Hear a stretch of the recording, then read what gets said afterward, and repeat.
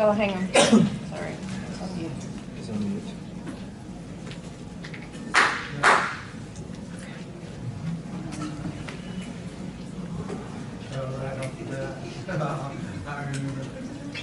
Okay.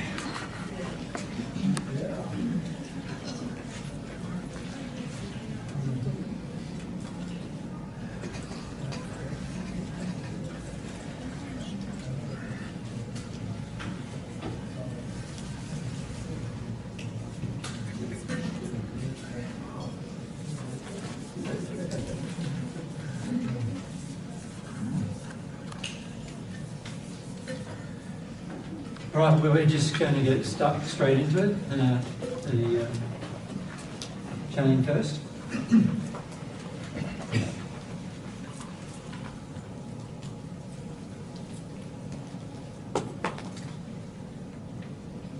Hi there. Thanks. G'day. How you doing? Thank you for receiving us. It's a pleasure.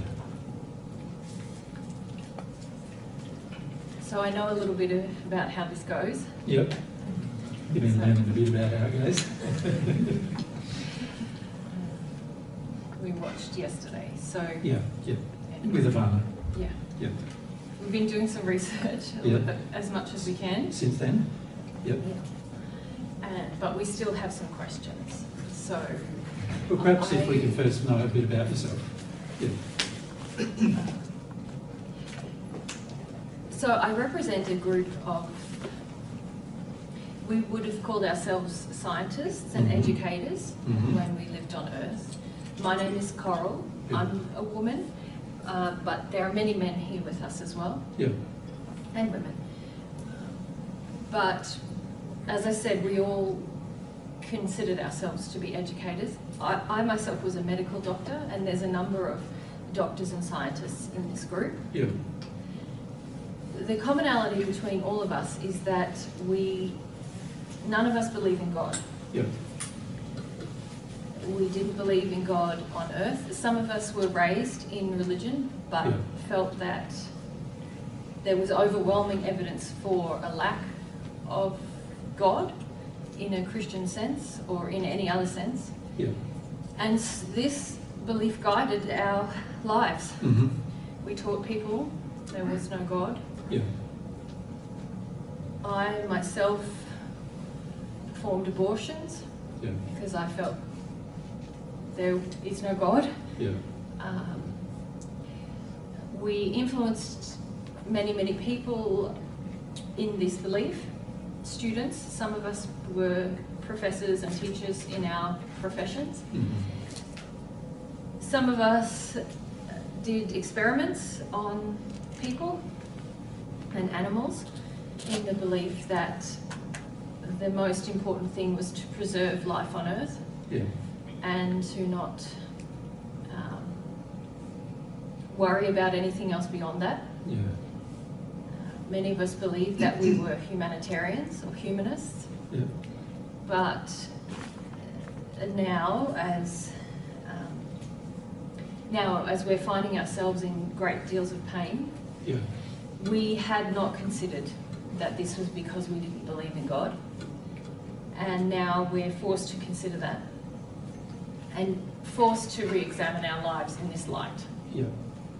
So before now, we haven't considered that it's the absence of a belief in God that has created this pain that we're in. But now we're forced to consider it. And Do you understand why the pain exists in terms of the linkage between the pain and your life while you were living on Earth? No. Well, no. Not really. We've heard you lecture about belief. So we were first brought last weekend to your talk then. To the first talk in San Diego. Yes. And there we heard you lecture about belief. We didn't think in particular this belief that we have about God was of such significance. as I said, we're just trying now to research the correlation between the pain we're in now and that belief. Gotcha, yeah. So before you were brought last weekend, what was happening for you in your spirit state? So you were all conscious that you passed. Yes. And of course, for many of you, you would not have expected to continue living. No. So how did you explain the continuous living to yourself? Well, there was so much of. It was clear that our self and our self-perception remained intact. Yes. After the death of the body. Yeah. And so we understood that consciousness continues. Yes. And we understood that we still had a physical form. So you still see your physical body, yes, which is now a spirit body. Yes. And did you see your own bodies in the grave, or many of you had also had your bodies burnt, but some in the grave? Yeah, so we understood pretty much. As soon as you passed? Most of us were conscious that death was impending. Yeah. The majority of us, not absolutely everyone here. Some died suddenly. Yeah. But even those were able to extrapolate, if you like, from the experience that we were now in, that we were no longer of the earth. Yeah. Yeah. We could observe the earth, we could visit the earth. Yeah. Many of us could see happenings after our death. Yeah. But we understood that consciousness continued. Some of us had varying ideas about what that meant. For myself, I felt very bound to a physical experience. Others took some time to understand that they were still in a body. They thought it was just a consciousness that was continuing. But because I've been in extreme physical pain since my passing, I couldn't deny that I was in a body. Yeah, yeah. And so some of us have experimented with what the significance of this consciousness continuing. Yeah. But largely we've all just similarly dedicated ourselves to trying to understand our new environment, our new surroundings, with this same sort of mindset as we've always had. Yeah, gotcha. But obviously, because of the pain, you've been seeking for solutions to the pain. Yeah. As you would if you were a doctor on earth, I suppose, when you're looking after your patients. Yes. Yeah. And I haven't really been seeking it on the earth. Yeah. But my surroundings have been such that I've been, trying to figure it out. Yeah, gotcha. Yeah.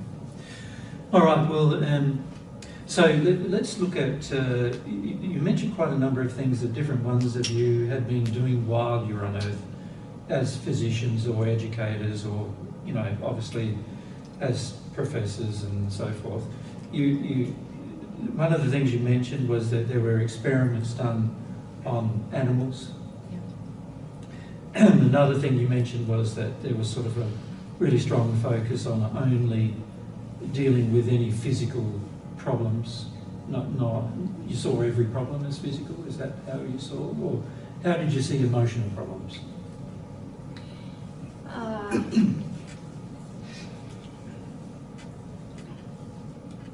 A lot of us weren't very connected to emotions or other people really on earth. Yeah. So scientifically, does that answer your question? More like an experiment as well, or?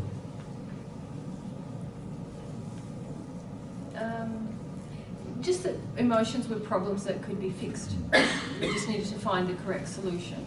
And did you feel those solutions were physical, or did some of you consider they were psychological?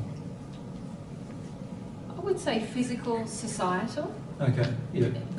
When I was a practicing doctor, we didn't have a lot of the, the ways that psychological difficulties are approached today on Earth today. Yeah. But what time frame were you on Earth?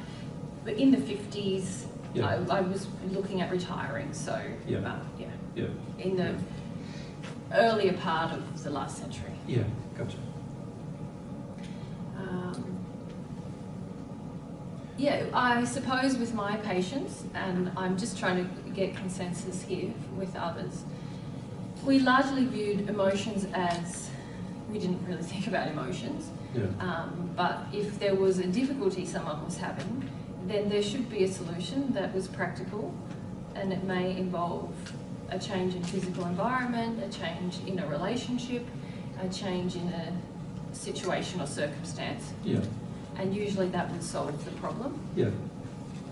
Good. All right, so, and is there any questions before we proceed with the discussion about, is there anything specifically you want to ask questions about?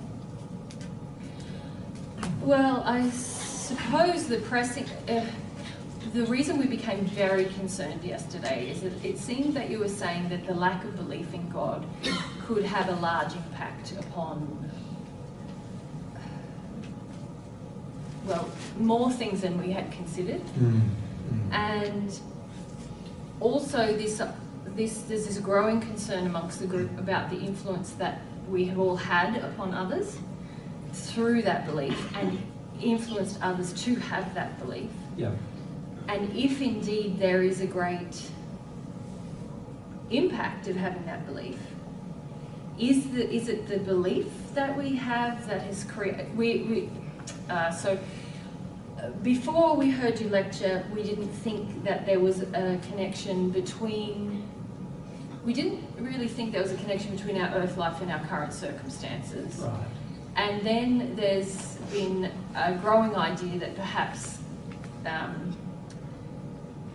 this belief may have had an impact on our circumstances. Yeah. But there is a common question about action on Earth and affecting our current circumstances versus belief on Earth affecting our current circumstances. And if indeed both actions and belief have created the circumstances that we are in now, what is the solution? Yeah. And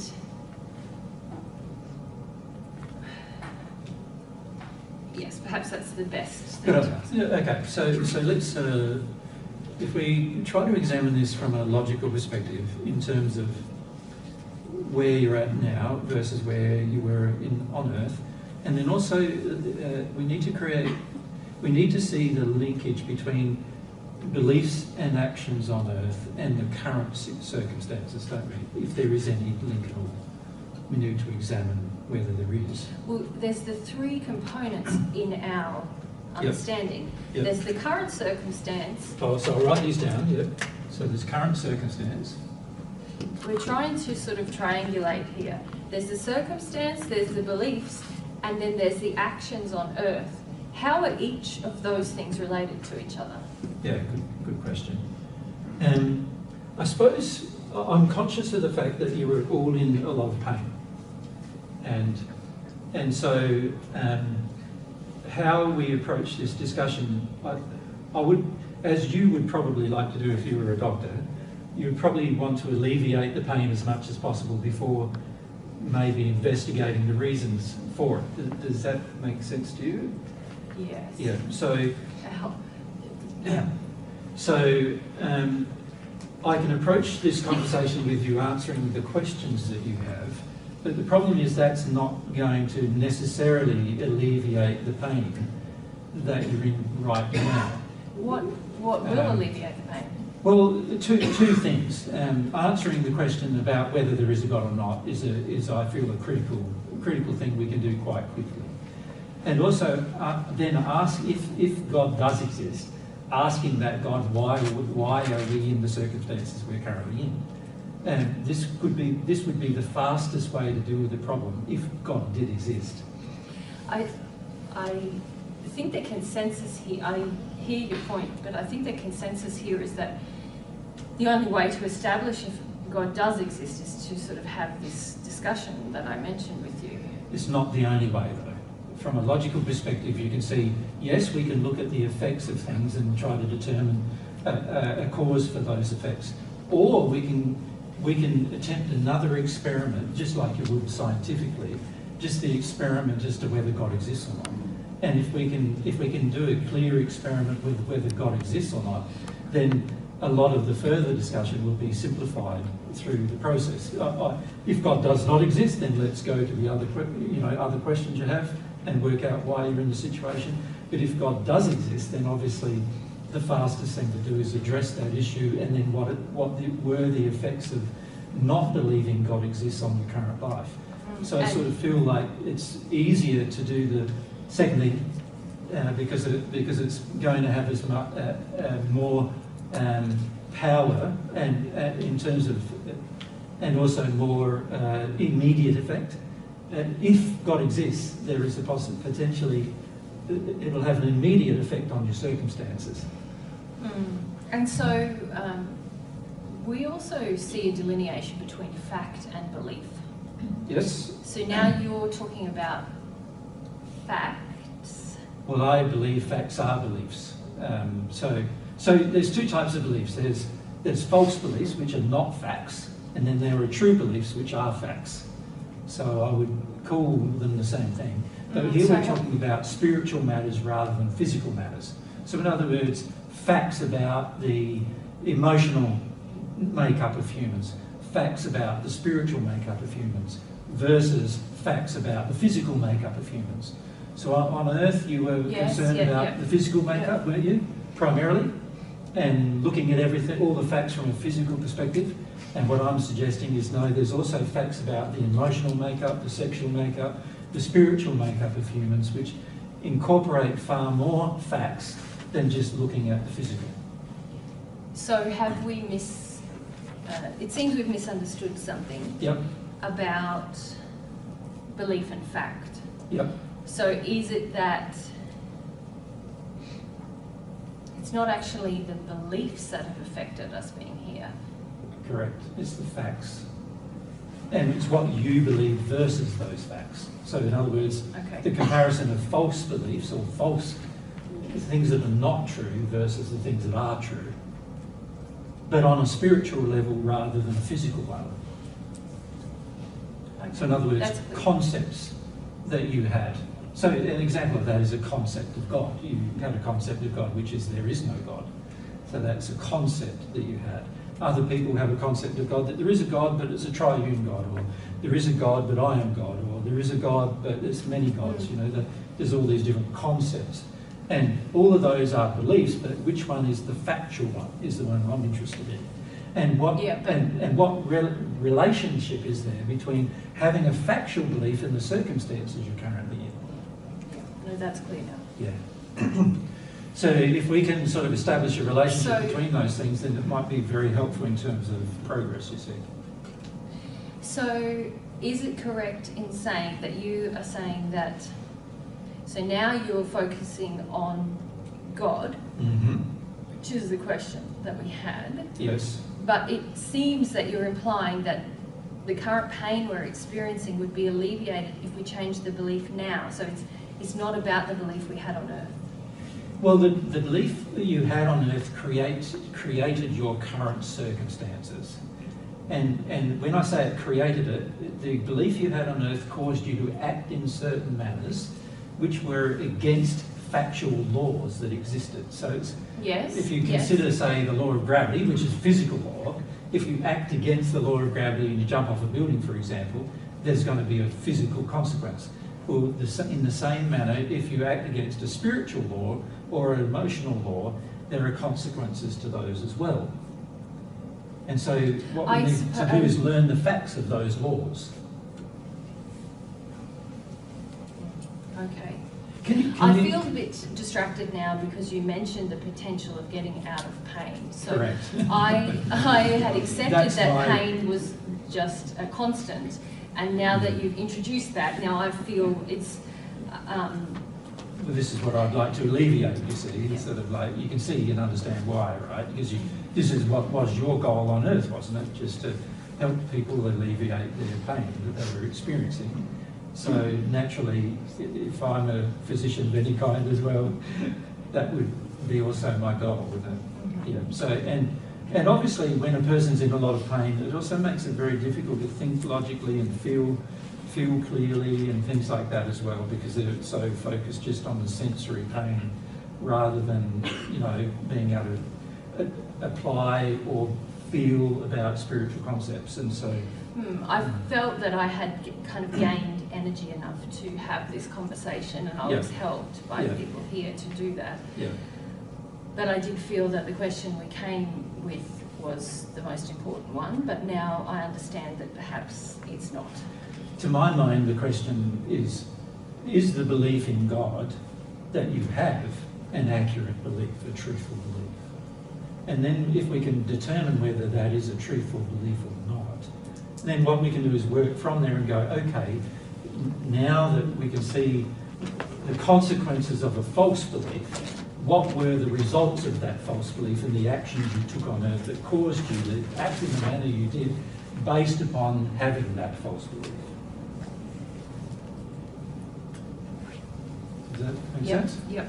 So what I'd like to do first is if we can go through this faster process, it'll be a faster process if we do it this way. And so if we can go through this faster process, then a lot of your questions about other matters are going to be quite able to be quickly resolved. They're not going to be necessarily able to be quickly felt through, but they'll able to be quickly resolved in terms of what is the truth, what isn't the truth, which is my main concern for you. Okay. So what I'm thinking we'll do first is I want to talk about if God does exist. So we just, from now on, there will just be 2 experiments I want to conduct regarding whether God exists or not.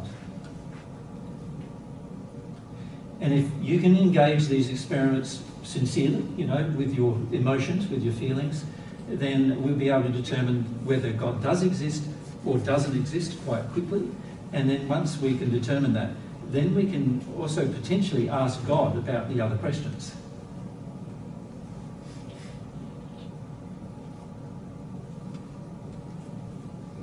But you can feel, can you feel in amongst all of you, there is this underlying feeling of resistance about, let's solve this problem first.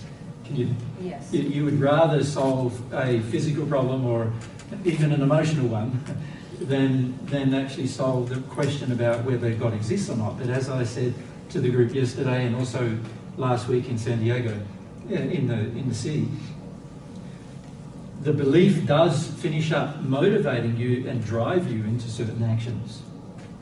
And so if we can resolve this belief about God, whether it's true or not, then we'll be able to dissect that belief a bit down the track and go, okay, how has that affected where I am right now? I think there's quite a lot of resistance in all of us now. So let's try to deal with some of that. Could you just answer the question? Sure. The first question, Yep. I think, is really what? Regarding? So The relationship between beliefs and the current circumstances. And action. And action. Yep.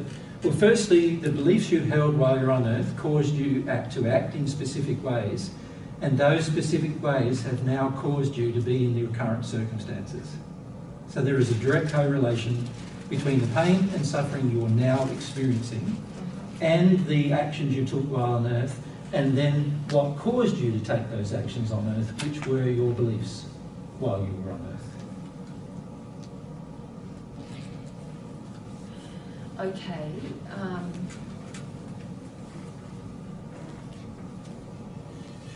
And are you saying that the belief about God has been the most impactful? Yeah. Yes. Yes. Okay. It caused you on earth to do a number of things you might not otherwise have chosen to do. Yes, that's what we can see. Yes. And then we've begun to examine the actions we took on earth based on that belief, and correct. There are a multitude. Yeah. So, an example, you mentioned that you'd committed, you'd had abortion, you performed abortions. myself, yes. Yes. If you if you believed in a God and you believed in the truth about the human soul, for example, then you might not have committed those abortions. But those abortions are partially part of the reason why you're in pain. Okay. Does that all right. make sense? Yep. So I'm just giving you an example of sort of how it works. But it's better if we can sort of ask direct questions, sort of direct the first question being about God, because once we do that and we sort out that question, then we can go from there and start sorting out, okay, what beliefs then caused me to act in the way that I did act, and what are the consequences of taking those actions. Okay. Yeah. So the first thing I'd like to talk about is the operation of what I call the conscience. And you've heard of the idea of conscience before in your life on earth, right? There are many philosophies on earth about what the conscience is. But basically, it gives you the ability to find out from God whether there is a God. So the way it's engaged is emotionally, you have to have a desire to know the answer as to whether there is a God or not. And then we can ask specific questions about the nature of that God, if God does exist. Sorry, it's just a lot of noise happening. Do you mind if we stop that? Yeah. It's quite hard for them to stay. A lot of you are fidgeting and whatever. Yeah, and it's already difficult for them to sort of be... I'm presenting to them very complex things for them, and they need some calm peace. Yeah. And yeah.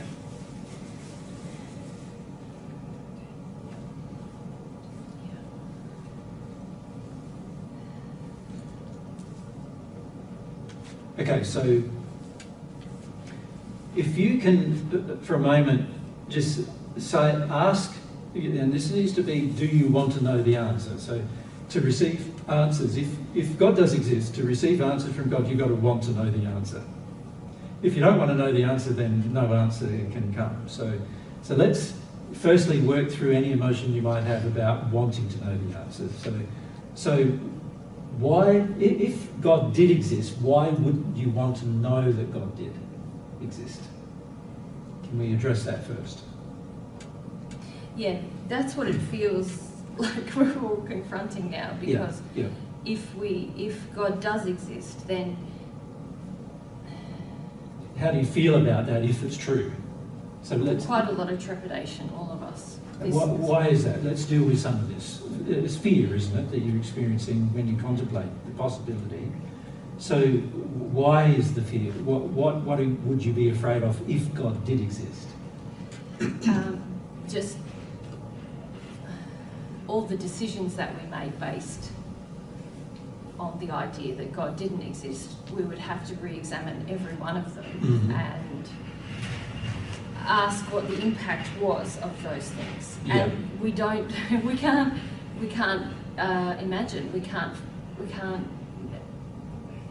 know what those implications have been. Yeah. But if God does exist, you were able to communicate with God, then you'd be able to ask God what the implications actually are. So from a logical perspective, if God doesn't exist, then you won't know what the implications are. If God does exist, then you can ask God what the implications are. So either way, it's worth finding out one way or the other, isn't it? Certainly. Yeah. And what other fears do you have? So there's a fear of there's many actions taken. Yeah. There's many religious concepts, beliefs that are now surfacing amongst us. Yeah. Are they correct? Because we had felt that there was enough evidence to say that they weren't. They all weren't. Yeah. Yes. But let's look at that one. For the most part, a lot of the religious concepts on earth about God are false. So that's for, and of course it would make sense in a way that they're false, because most of the constructs that have been created on earth about God have been people's idea of what God is rather than what God actually is. So it's just been people coming up with ideas. And as you know, people's ideas are often very illogical and don't make any sense and so forth. So if you examine a lot of religious constructs that are on earth, a lot of them make no logical sense whatsoever, and so therefore can't be true, because if God exists, he would be a scientist, and then there would be a logical flow to all of the beliefs surrounding God, right? So in the end, there's a lot of beliefs that exist on earth about God that we can almost dismiss out of hand. It's sort of better to start with a clean slate about our belief about God. Well, and that's the other feeling, that there is this sort of a level of indignation as to the idea that if God does exist, and if our belief that God didn't exist is the cause of all of our pain now, how were we supposed to know that God existed? There was no good representation of God that we could But I think we can resolve that after we solve the problem, your initial question. I don't agree that there is no clear representation of God on earth, but again, if we're in a state where we don't want to believe it, and we see religions and the actions of religions on earth, it's obvious that religions are not very nice to people on earth, generally speaking, and we start attributing the nature of God to those religions, then of course, naturally, we're going to start feeling that maybe God's what the religions are teaching, and if that God did exist, then I've put to you that God actually can't exist at all, given the fact that all these people have different ideas of what God is. Yes. Not all of them can be right. That's what. So what we've got to do is just work out what is right rather than worrying about what is wrong. Okay. Does that make sense? Yes. And we can often do that from a place where we don't have a formulated belief in God, rather than coming from a place where we quite firmly believe in a certain structure or something about God. So what I'm saying is a lot of the religious ideas that you're worried about are not true anyway. So it's easier for us to just start from a clean slate than try to discount all of those religious ideas. Okay. Yeah? Okay. Okay. So, if God does exist, logically, God knows everything going on. If God is a creator of everything, which is what people claim, then it would make sense that God knows everything that's going on, including everything that's going on with you. Wouldn't that be true, logically? Yes. Yes? Yes. It also, the fact that certain emotions exist means that there's potential that God has those emotions to a greater degree. So an example of that is in humans there is love, an emotion of love. Then it would make sense that God has an emotion. If God does exist, God would have to have the quality of love within herself in order to create a human that has the quality of love. God would be able to define what love is. If God was the creator, God would have to create what God knows. God must already know it in order to create it. So if there is such a thing as laws, for example, then God must know all of them. If there's such a thing as emotions, such as love, or any other emotion, then God must know all of them too. Yes. Does it make sense? God must know how they work and the mathematics and science behind those things. God must know those things. If God exists at all, God would have to know those things. So that would also mean then that God would have to know how to communicate with you. Yes, yes. Logically, it would make sense, wouldn't it? If God created all things, then logically God would also then have to know how to communicate with you directly if God wanted to. And what I'm suggesting is we do an experiment to see if that's possible, Now, most of us think with our mind that if we talk to God with our mind, we'll get a response in our mind. But already in your spirit life that you see these thought packets coming from other people. Have you noticed them? Yes. Yeah, so even when you're communicating with each other, quite often there's thought packets, isn't there?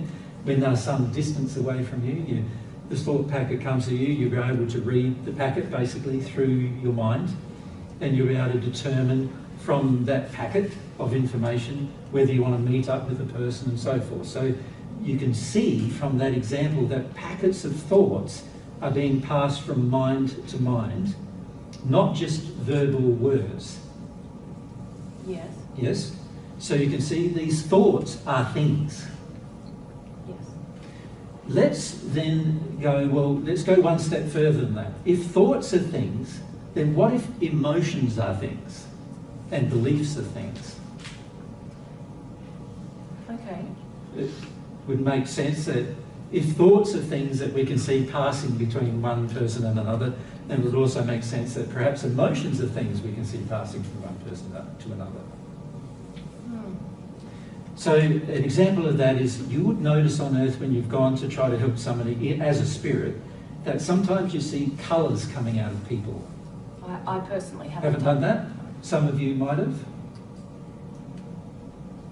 Yes. Now, if you look at the audience here today, the physical audience, you know, forget the spirits who are around at the moment, just look at the physical audience. Can you see there's different colours of things coming out of each person? Yes. Yes? Now, can you see if I say something that upsets a person? So an example is I talked to John earlier. Now look at what's coming out of John. Yeah. Yep, we see difference. Yes. Can you see the difference? As soon as I mention John's name even. It's not something that we pay a lot of attention to, but yes. Yes. We can see the difference. You can see different colours come out of him straight away, even just mentioning his name. Yes. He can feel himself being identified. He's worried about what it is. He can feel there's different colours of energy coming out of him.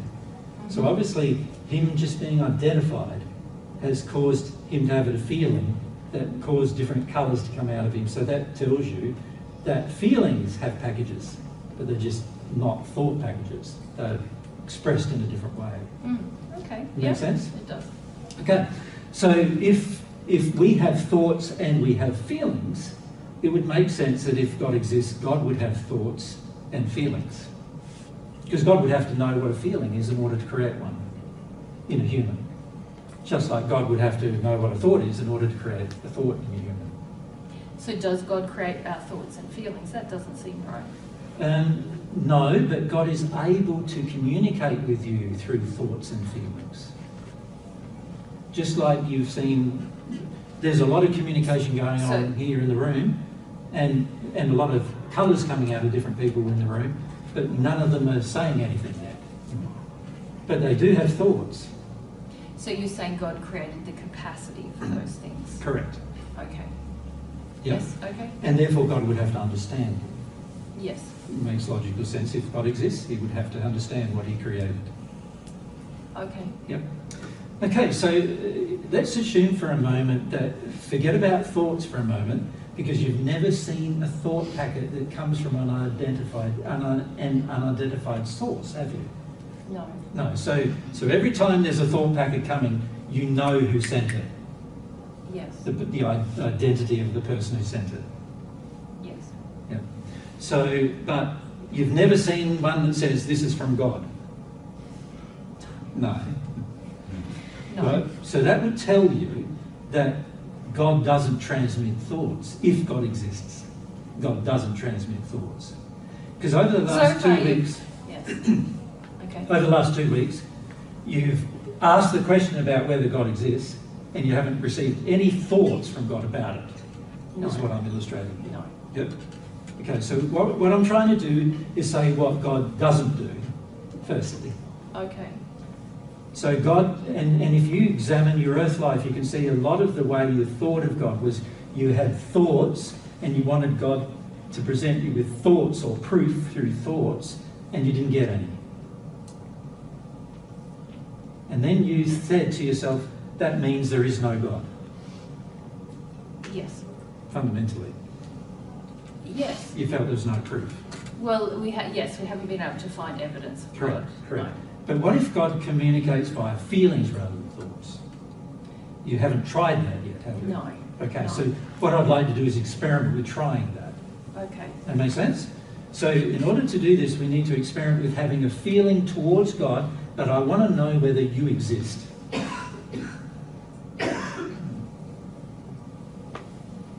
So And it has to be a desire that you have in your feelings. It can't be just a thought that comes up, I want to know if you exist, that you don't care about one way or the other. It has to be something you care about in order to be a feeling. So it has to be a feeling that you feel like, I want to know, whether you exist, like a passionate, I want to know. I'm not sure any of us have that. How do we get that? That's right. It's going to be tricky, isn't it? Yeah. Yeah.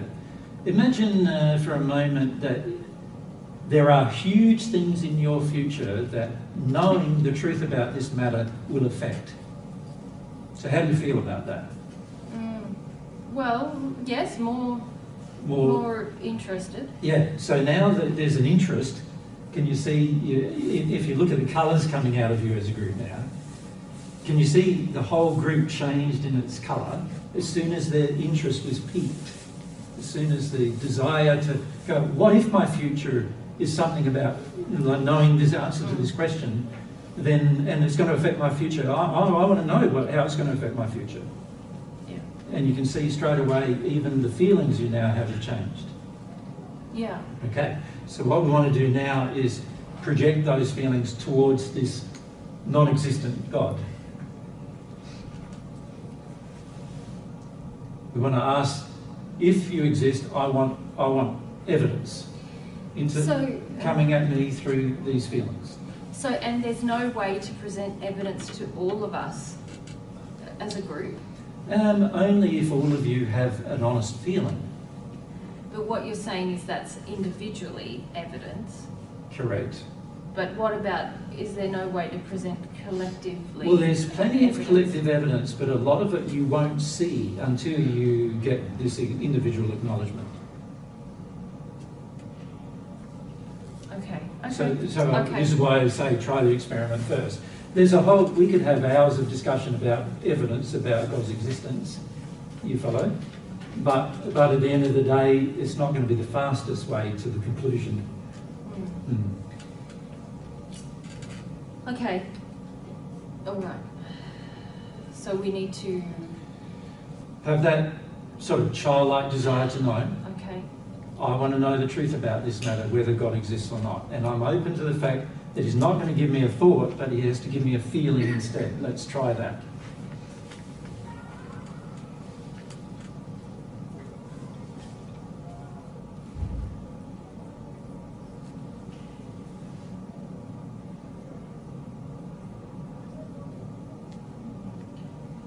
It seems like many of us now have that feeling.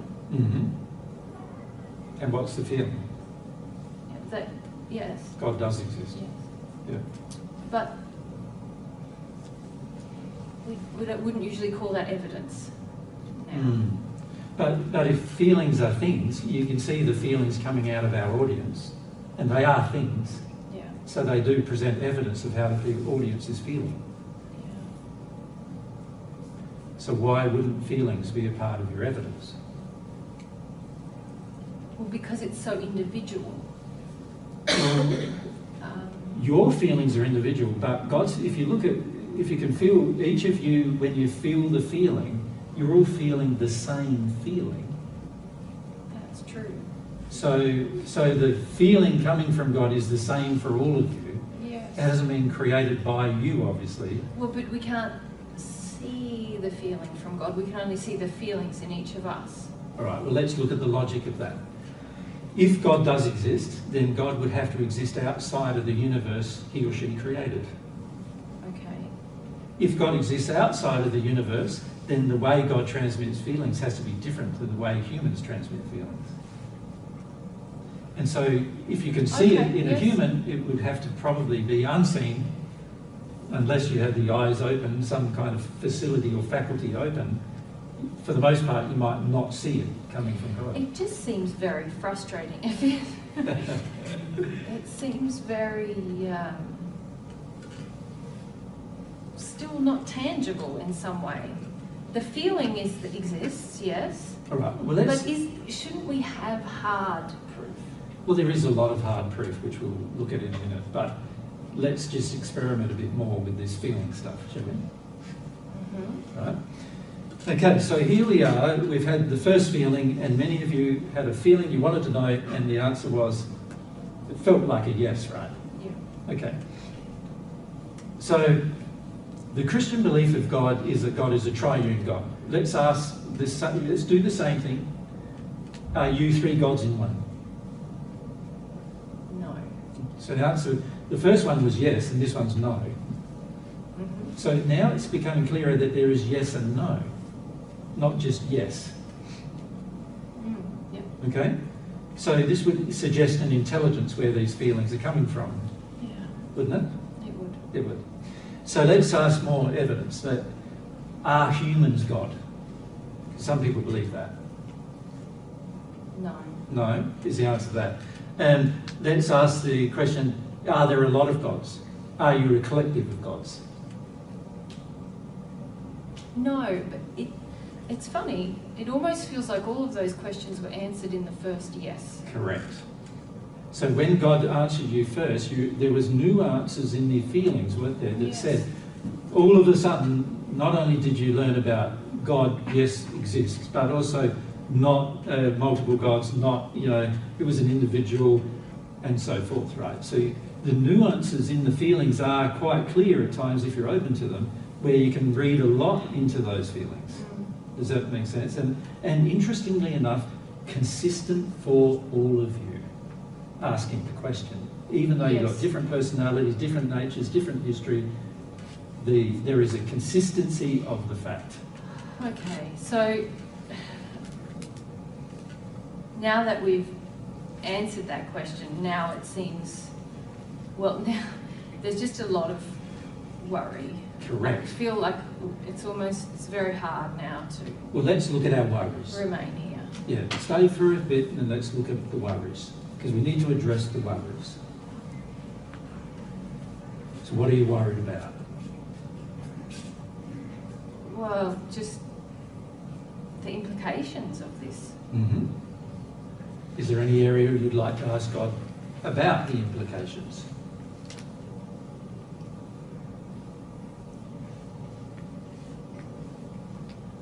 How about the pain? Is my pain associated with things I did on earth? We're asking the same entity. So the answer to that is yes. Did I do the things on earth because of my beliefs that I had that were false on earth? Yep.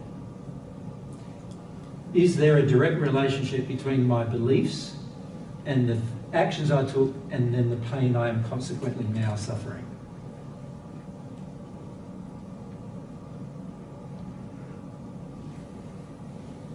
Yeah. Yes. So now we've established the answer to some of your questions. Now, before you leave though, I want to talk about one other thing to do, and that is, if God has thoughts, then and these thoughts are transmitted through feelings, the question now becomes, what does God feel about you? That'd be a valid question. Does God have feelings about you? Yeah. That'd be a valid question, wouldn't it? Yeah. So again, you can project these feelings towards God. Can you help me feel what you feel about me?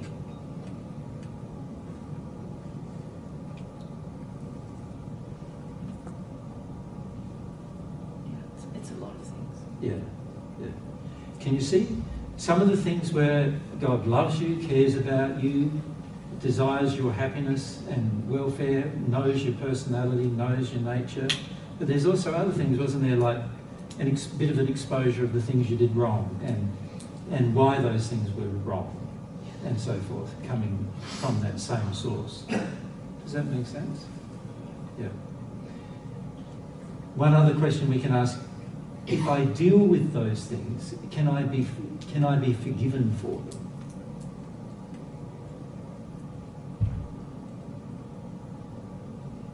Yeah. It's very hard now though. Very hard now because it's a lot emotional now, isn't it? And most of you are not used to emotion at all, which is a consequence of actually not believing in anything other than physical, you see. Yeah. Thank you. Thanks for answering our question. Yeah. I understand you'd like to go now. Can I just, before you go, I'll just ask some spirits who have been through the same thing you're now going through to come. You see them now. They will help answer some more questions when you're ready to ask them.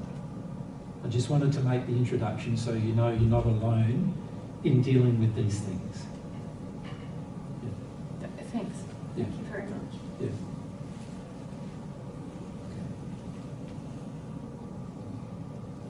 So feel free to feel your feelings, Coral. The rest of the group, I know and understand it's difficult now, and you just need to have some feelings about these things.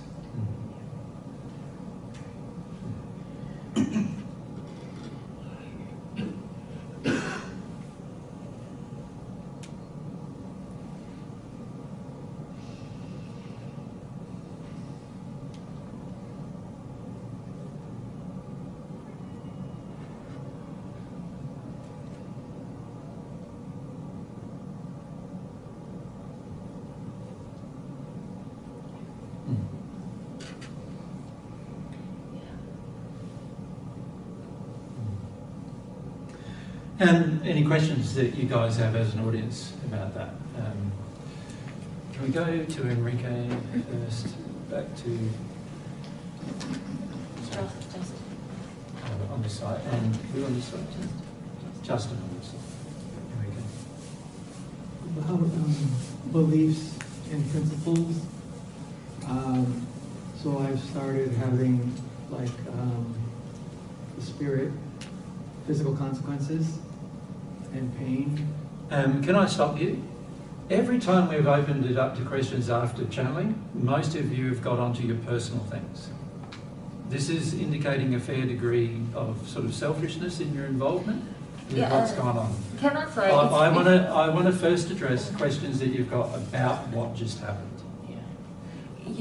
Many of you are quite tough to channel in front of, actually. It's very, their feelings, they feel very exposed in this process. And when very judged and when condemned. You guys, it was quite, and then when you're rustling this thing continually through the whole thing, because they are struggling and I'm having to really, concentrate to, it's not concentrate with my mind, but just really keep rapport with them. And then when you continually, your feelings are disconnected or unkind towards them, they feel that and they feel like, I want to get away from you.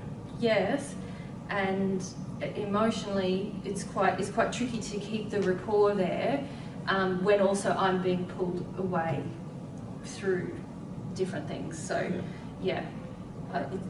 sometimes I question the wisdom of doing this in this forum for that reason, because I feel it's not a service to the spirits then, because it feels they feel restricted in their ability to just be themselves.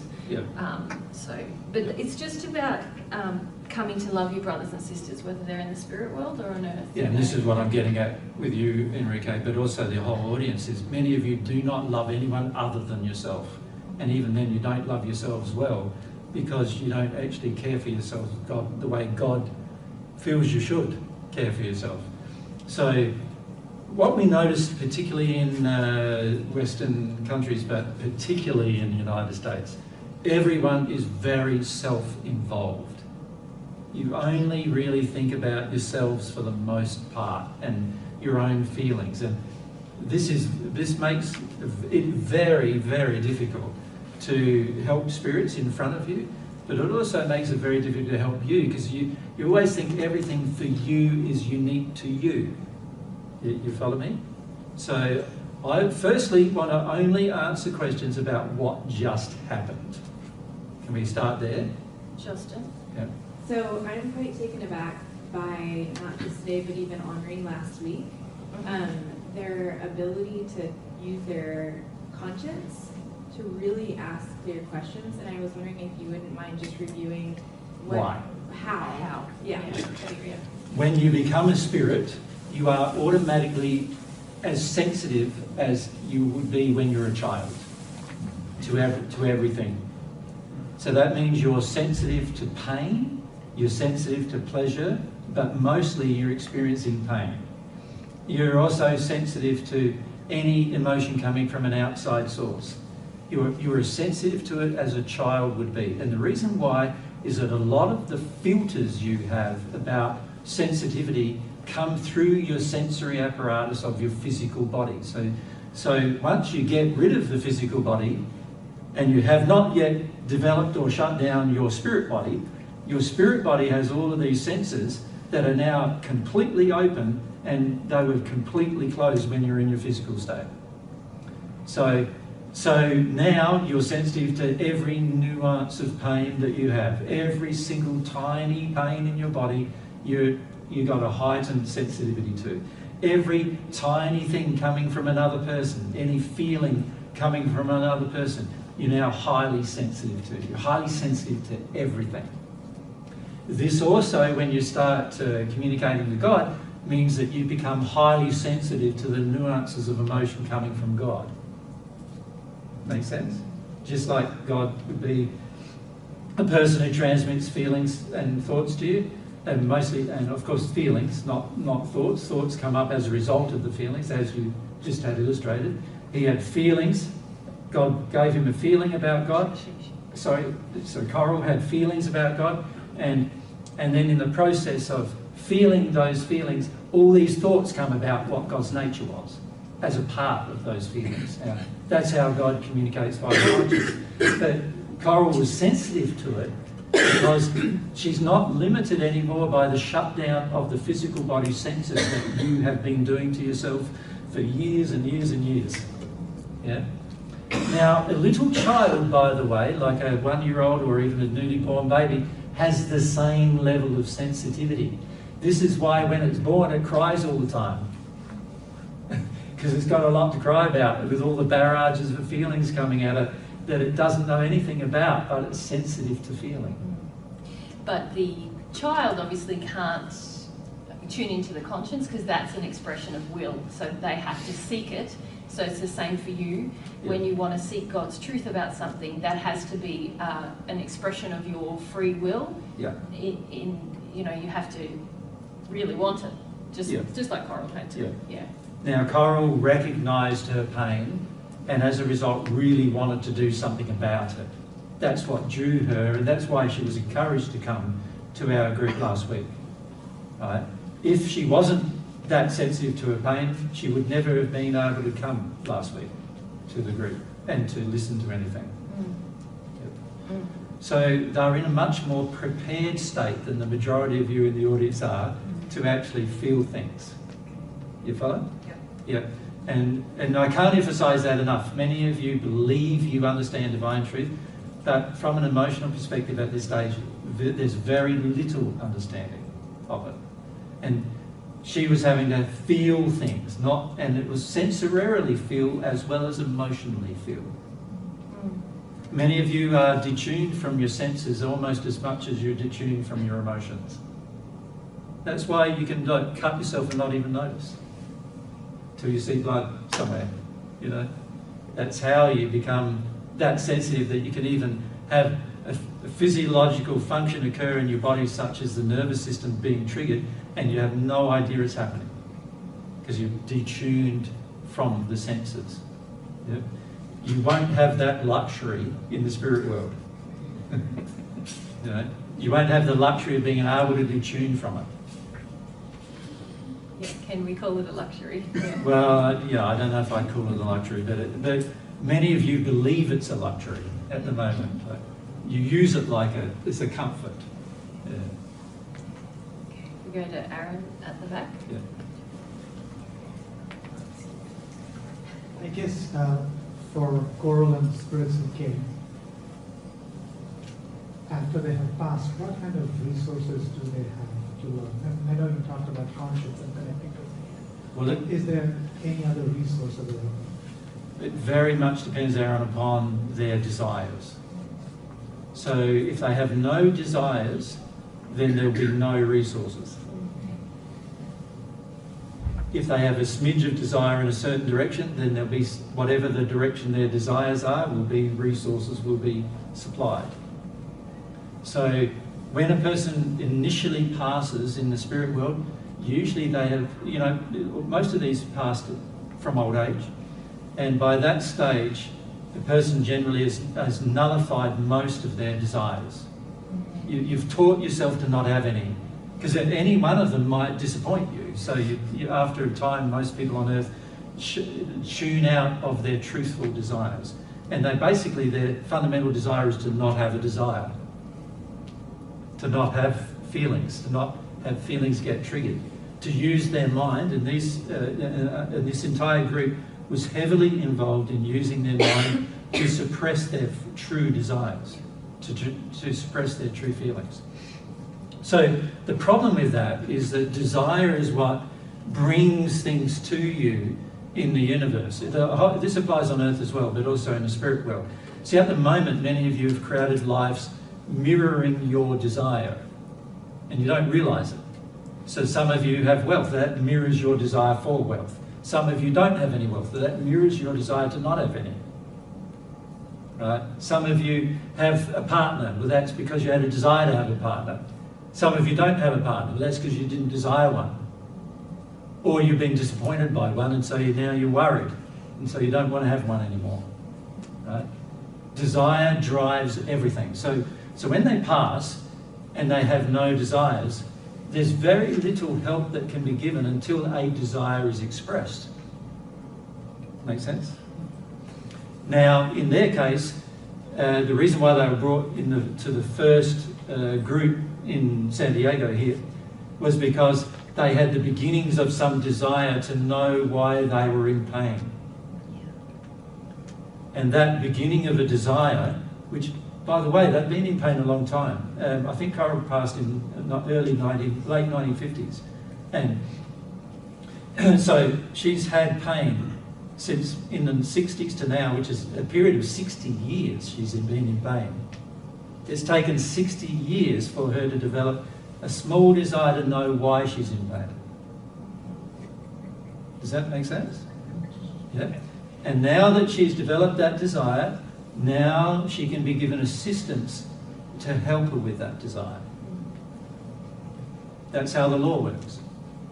One clarification, when you said she was brought here, so the desire just transformed the location, or was there some agent or agency involved? Yes, there were spirit friends who we have who are constantly searching for people all through the spirit world who are ready to exercise a desire in harmony with some degree of love of themselves or others, right?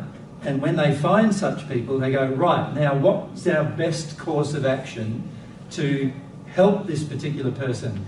Last week, Mary and I gave that opportunity to occur in a group. So these people thought, well, let's take them to the group to talk about beliefs, because they need to understand how their beliefs have changed the course of their entire life now, right? And so they were brought by some of our spirit friends to the group. And this is why we often have anywhere up to 20 or 30 million spirits listening to any seminar we give, because there's been many of our spirit friends in the spirit world bringing groups of people from all sorts of places who they've found who are ready to exercise a desire in a direction or another, and they bring them to the group so they listen to some information and connect to some feelings on earth that they've been avoiding, and this helps the spirits then who are helping them to be able to educate them further. That make sense? Thank you. Yep. Maybe Anna now? So I noticed when you first started channeling that a lot of us got really droopy. Yep. Very, very droopy. A lot of us, I was fighting it. What was going on? Fidgeting, droopy, Yeah, making noises, coughing. A lot of us. Yeah. All that happens because you're very uncomfortable with the emotions they are feeling. So what happens for many of you, you don't realise how much you're shutting down emotion. And you don't realise how much you're shutting not only yours down, but also your sensitivity to everyone else. Make sense? And so when a group comes who have some fairly painful emotions that are actually very similar to some of the emotions you're going to have to experience, but don't want to, then you go into this denial state. And the denial state is shut down your senses, shut down your emotions, shut down your intellect. Allow spirits to come and nurse you through that process as well. So you often become sort of almost overcloaked by a spirit in that place as well. And this is all motivated by the desire to avoid how they feel so that you can avoid how you feel about how they feel. And yeah, and John was just saying, because their issue was in particular with what's the implication of my beliefs now that I'm here, you know, whoa, how's that affected my spirit life? And a lot of people here don't really want to look at that. They want to look at, well, what are my beliefs and my actions here doing to my future? To your future life. Yeah. Or even to your life right now and from now on. Yeah. Yeah, because I feel wide awake right now. Yeah. Yeah. Like, Yeah. right out. Yeah. And all the noise stopped Yeah. as soon as we stopped channeling. As soon as we stop channeling. Yeah. Yeah. There was a lot of noise. So a lot of the noise happens because you're all basically emotionally fidgeting. You know, you're all distressed one way or another about what we're talking about. Some of you have disbelief, others of you have belief, but you're worried about it. Others of you are concerned about what it's going to mean for you. And so you're zoning out of a lot of things and not realising it. Yeah, and that's why it was so difficult, because all it feels like from here is like, go away, stop that, stop this. And we're trying to give the gift to these guys to help them, and a gift to you guys to sort of help you understand the principles. Not only that, to come face to face with this will be your future at some point if you're not careful. Like, yeah. Yeah, but there's it's quite tense emotionally, actually. I was going to ask, is that why, like, because I felt it too, and I was like, you know, so. Yeah. And, you know, it is tough. You think about it. Let's say you pass today and the next 60 years of your life was just pain, and every moment of your day and night is no sleep, is pain. And you've experienced that for 60 years. So that could be our future, basically. Well, for many it's going to be your future, yeah. Unless you change something, it's going to be your future. Yep. And detuning from it is not going to help you in the long run. It might help you right now to think like, oh, many of you have the thought, at least I'm not that blocked, or at least I'm not going to be in that place. Not true. Many of you think you have a belief in God and you have none at all. And many of you are acting out of harmony with love, with the beliefs you have about God. So, like I said earlier, yesterday, many of you believe you're God. And so in that place, you're making up your own rules. You're making up your own standards. You're making up your own life. You're doing a lot of things that you don't realise are really damaging to yourself and to others. And you don't realise the consequence of it. And how intricate the consequence of things are. Right? Now, with this group, I could have talked to her about that, but it wouldn't have been the fastest way to help her realise some things. You follow?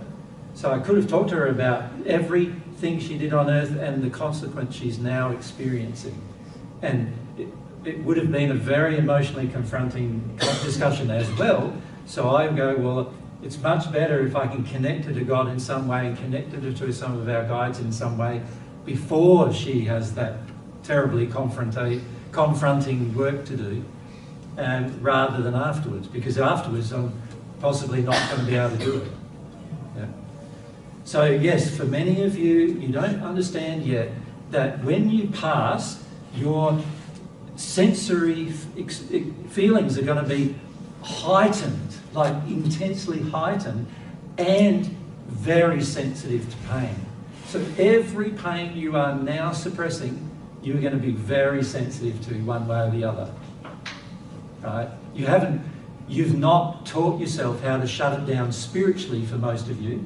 Now, you can shut it down spiritually as well, by the way, but I don't want to give you any secrets about how to do that, because otherwise you'll be in a worse state, right? But many of you don't know how to do that, and because of that, when you pass, you're going to experience this heightened sense of sensory experience, along with a heightened sense of emotional experience.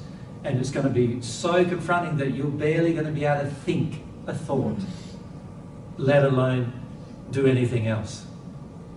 Right?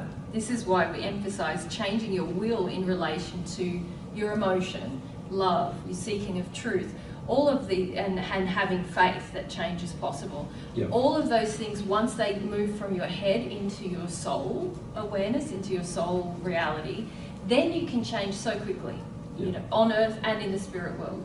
Before that happens, it's it a doesn't... long, drawn-out, tooth-pulling exercise. That's right. And when you enter the spirit world, it doesn't really matter what you've heard in your intellect, because you'll be quite consumed by your emotional will. Yeah. So most people think, oh, I've learnt divine truth on earth, I'm just going to put off dealing with any of it, but now I know divine truth on earth, as soon as I pass, I'll be able to ask for the right people to come along and everything will be fine. Not true. None of that is true. What's going to happen as soon as you pass is every addiction you have is going to be at its full height.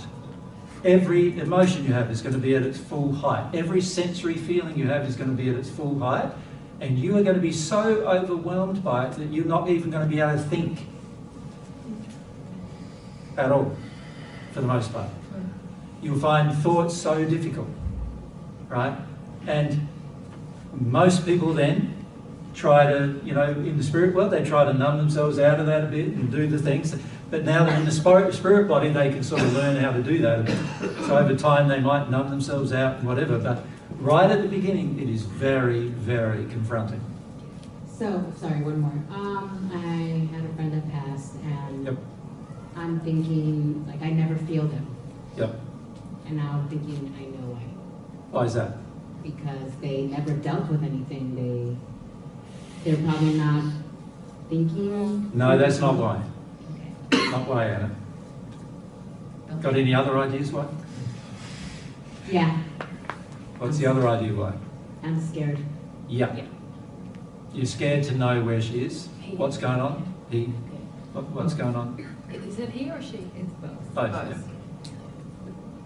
What's happening to them? You're scared to find out what's happening to them, where they are, how that applies to your own life. Yeah. How that applies to your own life, and you know, in your mind, they've just lived a sort of normal life, normalish Knowledge, yeah. life, and you're too frightened to find out where they are, what they're doing. See, most people, when somebody passes, they just want to hear, everything's wonderful and they still love me. That's pretty much what anyone wants to hear. You go from to a medium. medium session. Yeah. What do they say? It's all good now. It's all good now. and Go I to a love spiritualist church. What do they say? It's all good now. They're We're in a all better good now. place. We're in a Yes. better place. Blah blah blah. Yeah. And we love you. I love you. And, You're so gullible. you know, here's what you should do with your life. And don't forget the blanket in the top drawer. That kind of stuff, you know. And no one really wants. When know. we love someone, we want to know, like, we're open-hearted to their experience. And often when you have a fear, like Jesus expressed, it closes your heart off. Yeah. Even if you were more open-hearted to them when they were on earth. Yeah. So you will, if you truly love them and want to know them, you will find you open up and you go, wow, they're not in a necessarily good place, and I can feel how bad it is for them.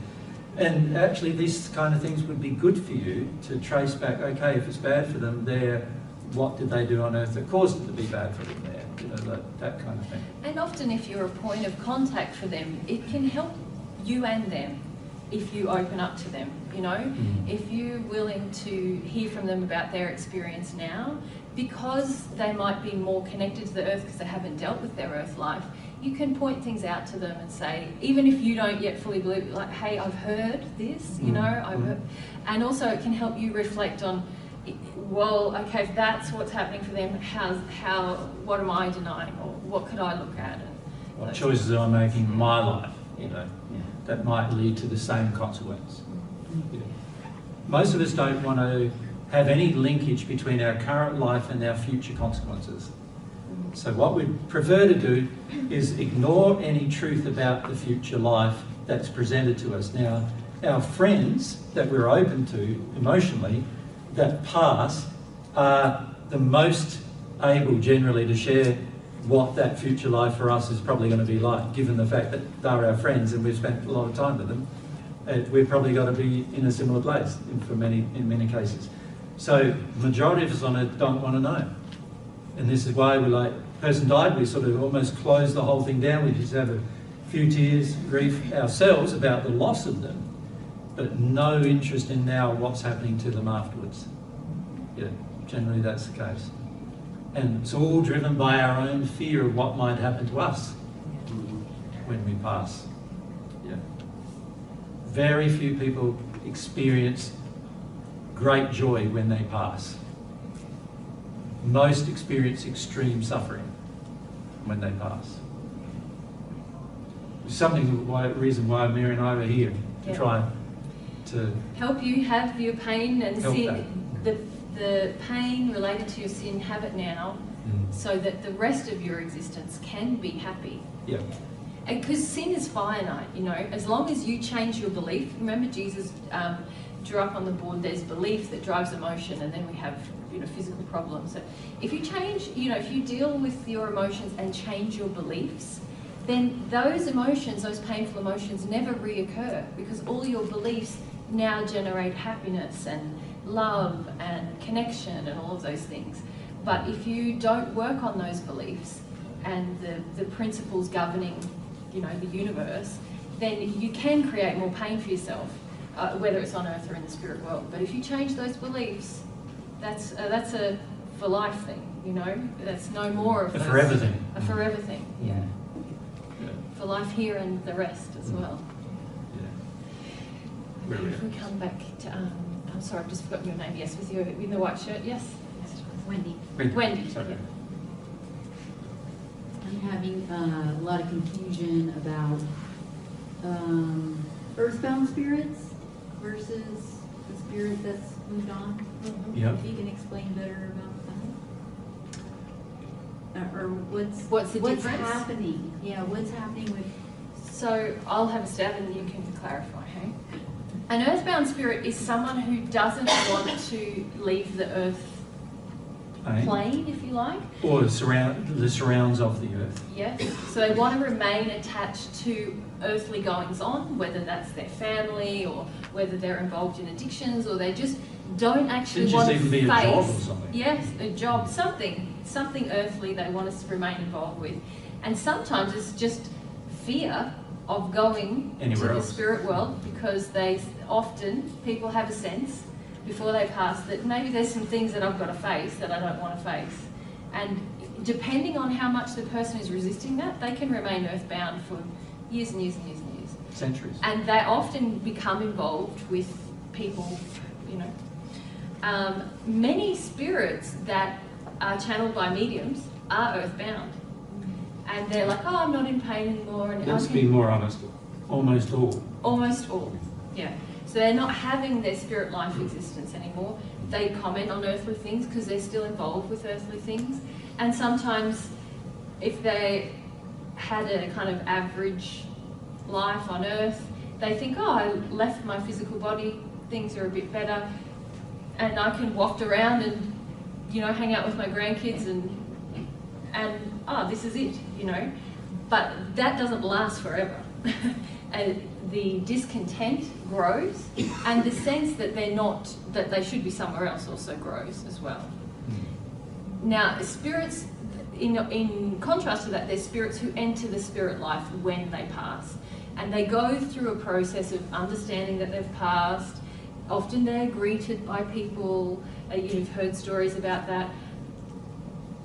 They are confronted with their life on earth and their sin. Not immediately though, often. No, often there's like an adjustment period where you enter, and then, but if you are staying in the spirit life, if you like, you are forced now to deal with your sin through the environment you live in, so depending on how active you are in that process. Like if you're seeking to become more loving, you'll get so much assistance in the form of people and experiences and all of these things to help you to grow and to keep progressing. If you're fighting that and you're in resistance, then your environment is the major thing that becomes your trigger for change until your will is involved. Now, some spirits enter the spirit life, they start to have that existence, and they're like, yeah, I'm not going for this much. And they start to come back to the earth and be involved in different things on earth. Because their will is still, they want sin, then they will do that. So that's the difference. An earthbound spirit has never kind of left the earth plane. Sometimes what we call negative spirit influence is the latter group. Say that again? Sometimes what we call negative spirit influence, when you hear us refer to it, sometimes it's earthbound spirits, but often it is spirits who have some awareness of their sin and have some awareness that they can influence things on earth to keep avoiding their sin or having other people sin so they can partake in that. Both groups are involved in that, earthbound spirits and spirits who've entered the spirit life. So some enter the spirit life and then become earthbound. They sort of make a choice. They make a choice to stay only on earth afterwards. They're not happy with their home.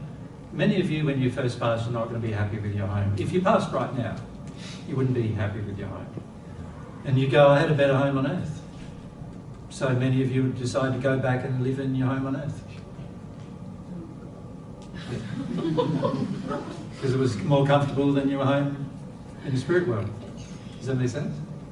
So you might know where your home is and everything in the spirit world, not be very happy about it, not know how to change it, not know the reasons why that home is yours now.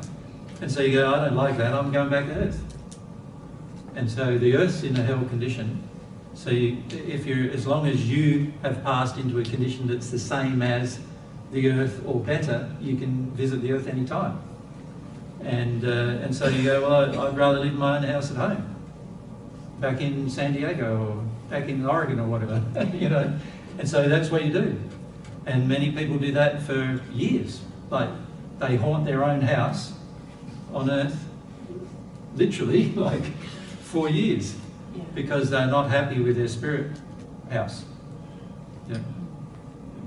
And then, of course, you know, a lot of the people they were connected to are still living in the house, so they get to, you know, try to talk to the people, and after a while they learn, oh, I can have these strong feelings towards a person, and the person will get that. Yeah. So they start, oh, this is great, you know, I can influence that person. You know, my daughter's not bringing up her child the right way, so influence her, you know, through my feelings to bring her up the way I think she should bring her up, you know.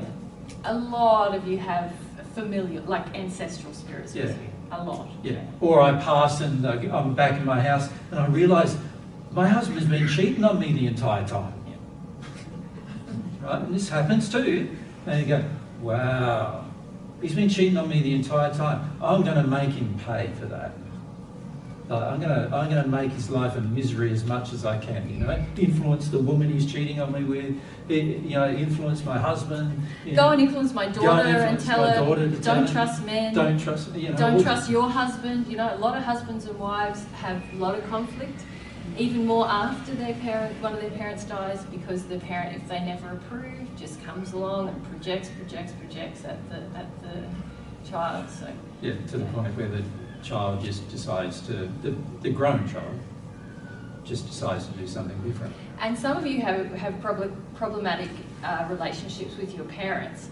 It is far better to deal with your issues with that parent, inside, you know, your stuff you're holding on to before they pass, because trust me, after they pass, they're going to be attracted, because you're in a rage, you're all cranky with them all the time. They're going to come all the time. Every time you're cranky, every time you feel about them, they'll be there, and if they don't have any development, they'll want to argue with you or pressure you or guilt you, or all the holes you have can actually be more exploited after a person passes than before. So, because they're invisible, right? And you don't know what's happening.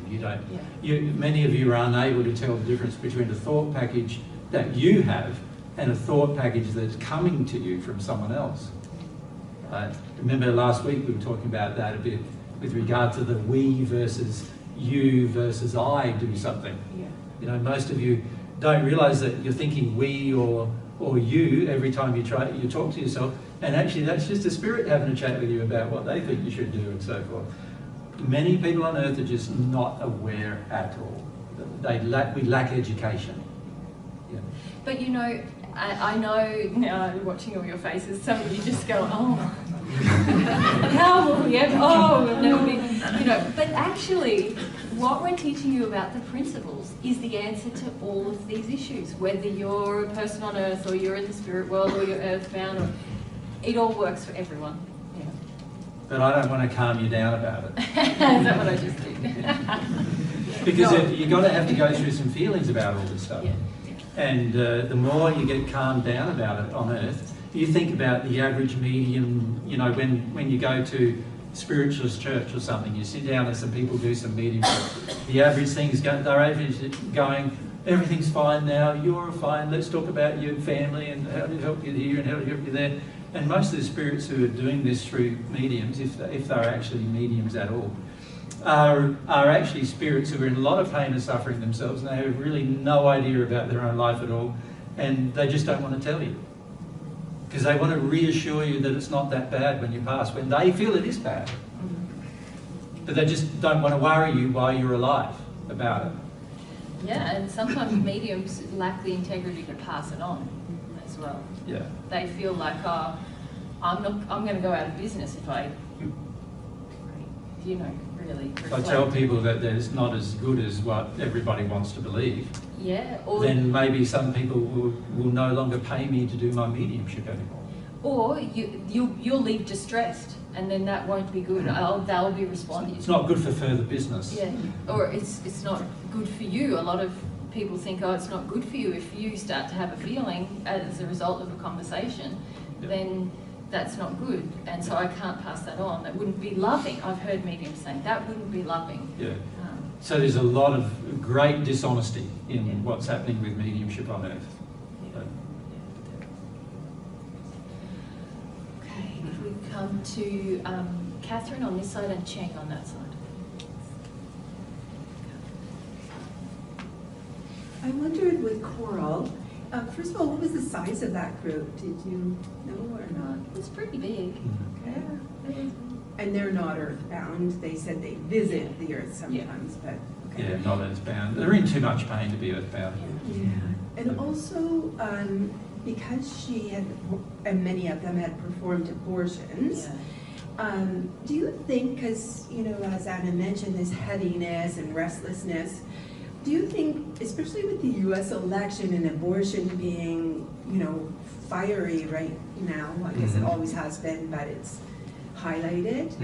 I was thinking, are we also being, we as an audience, affected by spirits who are inflamed about that, or? I think it's more likely that many of you have had abortions or been involved in abortions, so yeah, that's more likely to be the cause of existence. Yeah. Thank you.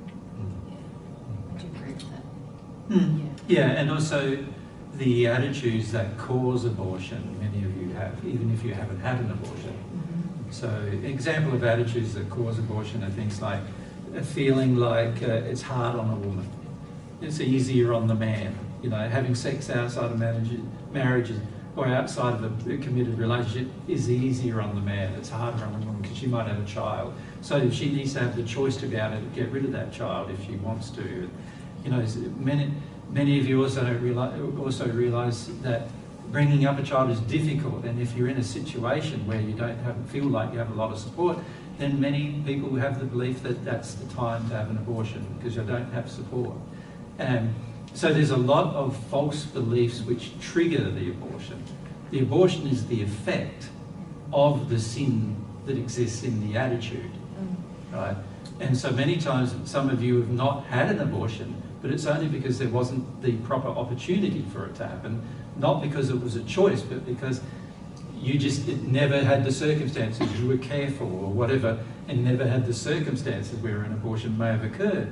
But you do have the emotion that would have committed one if you had the unfortunate circumstance of getting pregnant under certain circumstances.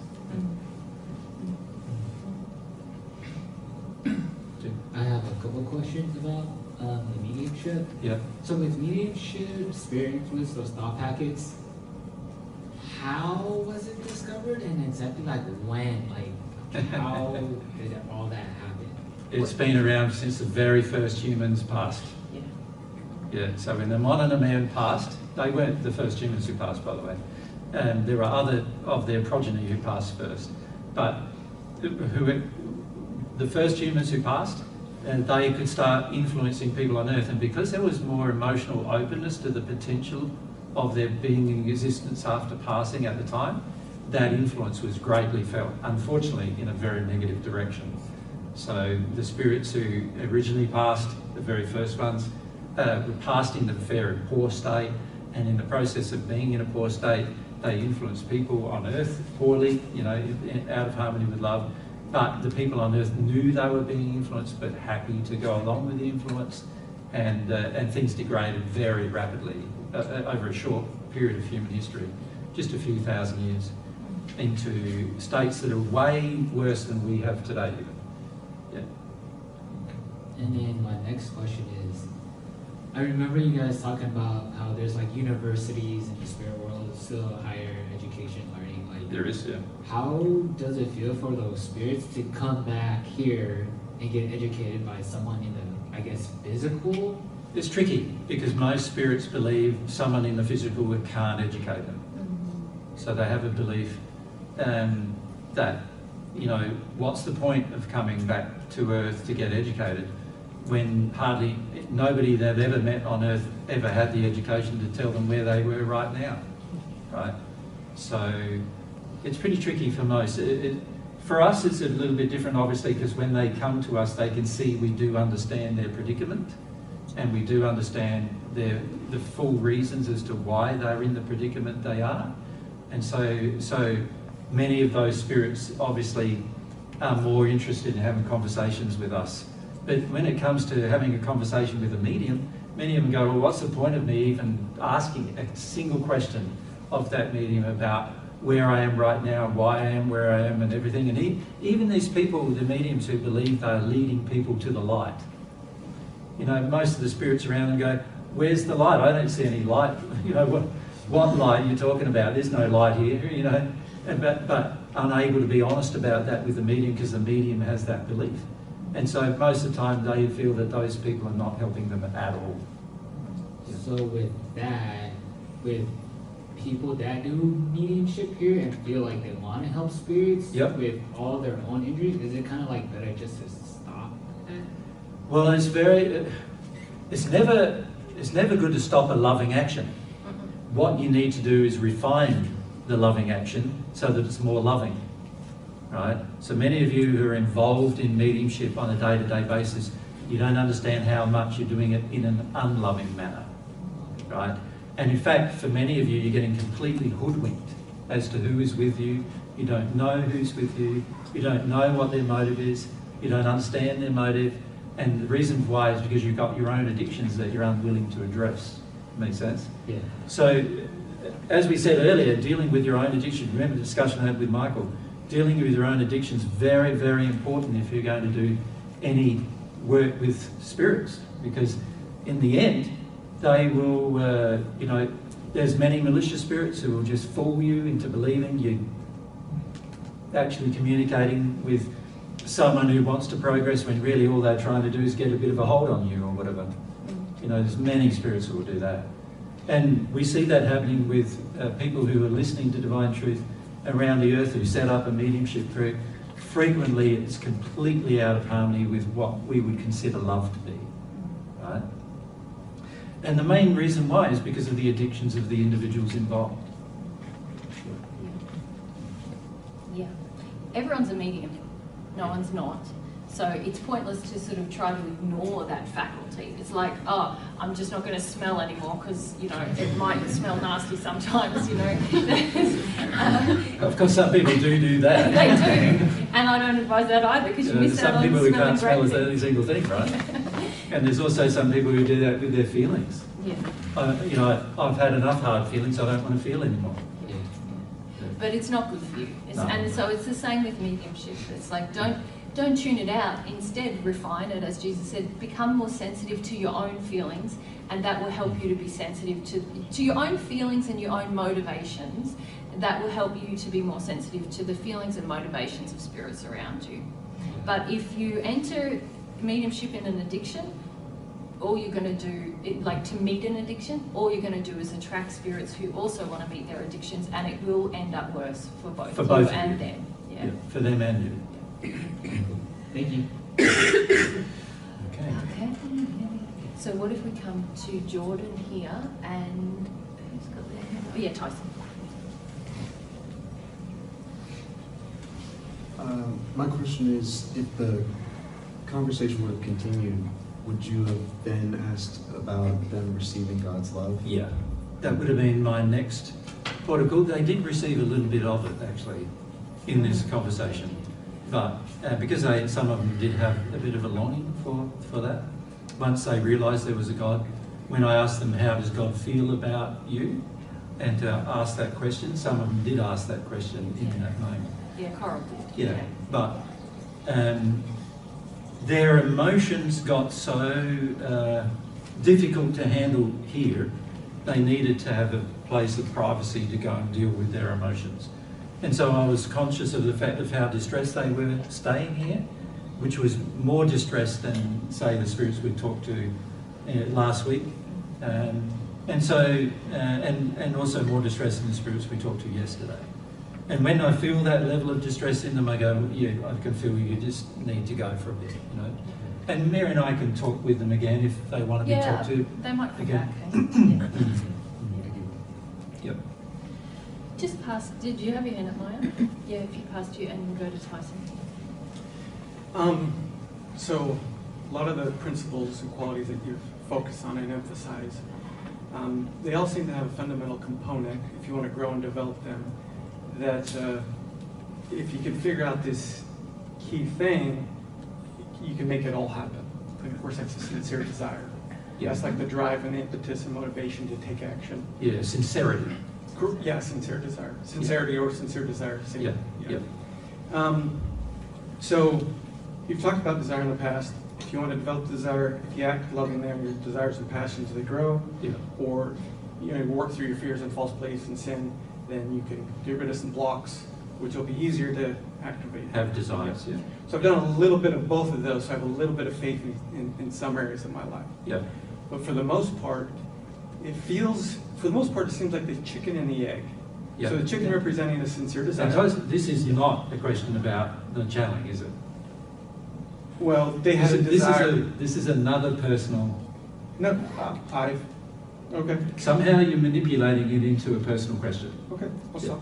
Yeah. Sure. Isn't it? Well, I feel it applies to everybody. Because basically, well, I agree it does, but it's not the subject matter at hand that we're talking about. Yeah. All right, we can go to the next person. Yeah, yeah. So I have spoken much about desire. My suggestion is listen more to that, what we've spoken about with desire. It is a very important thing for your future, yes, but let's stay on topic about asking questions about this experience. Yep. So the amount of pain that Coral was in, Yep. Did that mean she came from like a level of hells, or is it just the first spirit? Oh. Yeah, she was in the hells. She'd been involved in quite a few abortions. She'd been involved in teaching people that God doesn't exist, which has its own penalties. There's quite a number of things she was involved in, helping people detune from their emotions. There was also, at times, she was involved in I think she did some theses and so forth, which involved some experiments, and sometimes those experiments involved animals or humans. And as she pointed out, each of these things she was conscious of having an effect on her condition as to where she was. She wasn't understanding the relationship, of course, between all of that. But interestingly enough, the things she mentioned she had done on Earth was already her conscience working, telling her how those things were wrong, how they were bad. And so if you really listen to the channeling, you'll find that many of the things she mentioned were actually things that were starting to bother her, and ironically were also connected to the pain she was in. But she didn't realise the connection. Yeah. Thank you. Yeah, good question. Who else had their hand up? Yep. And if we just go back to courts.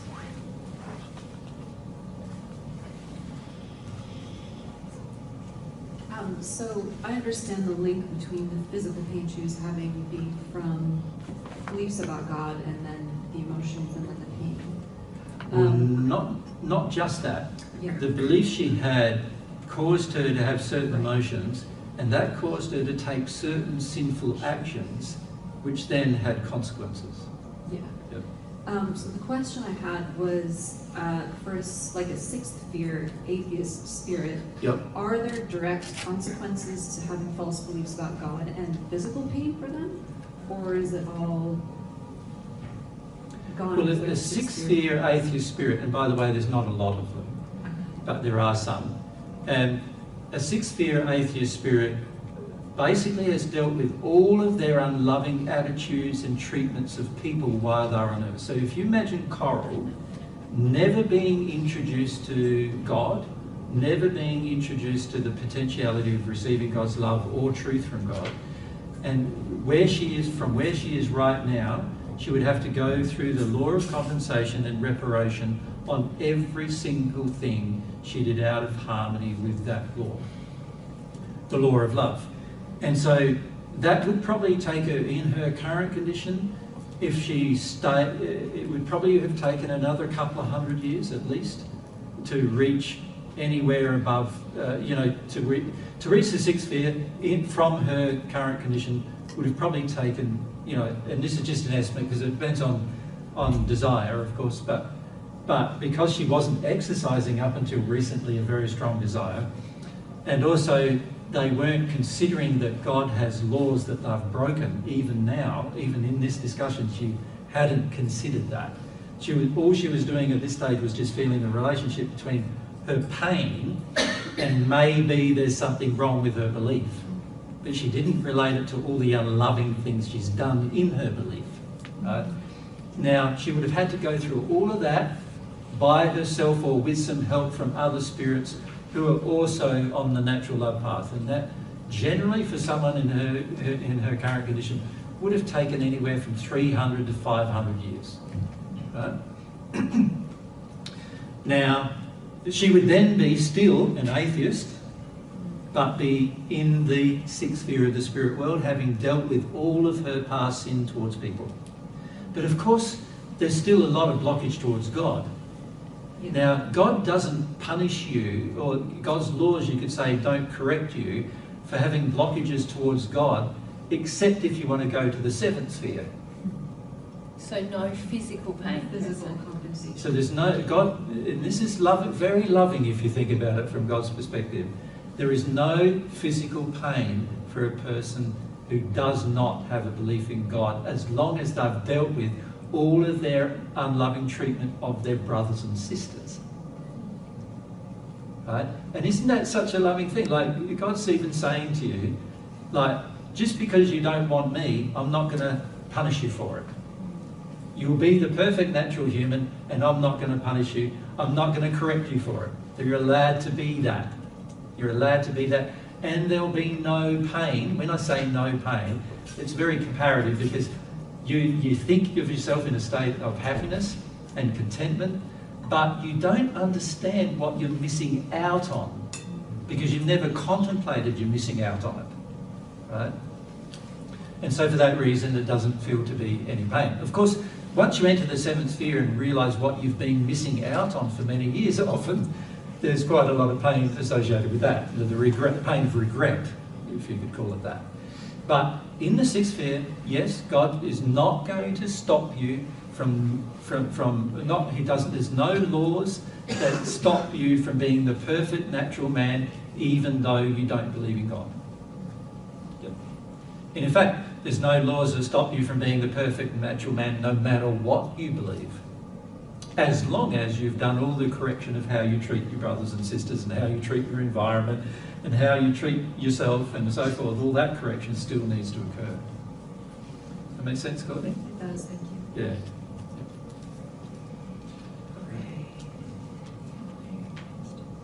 No hands? Is there hands? Hands, please. Oh, Max? At the back, yeah. And,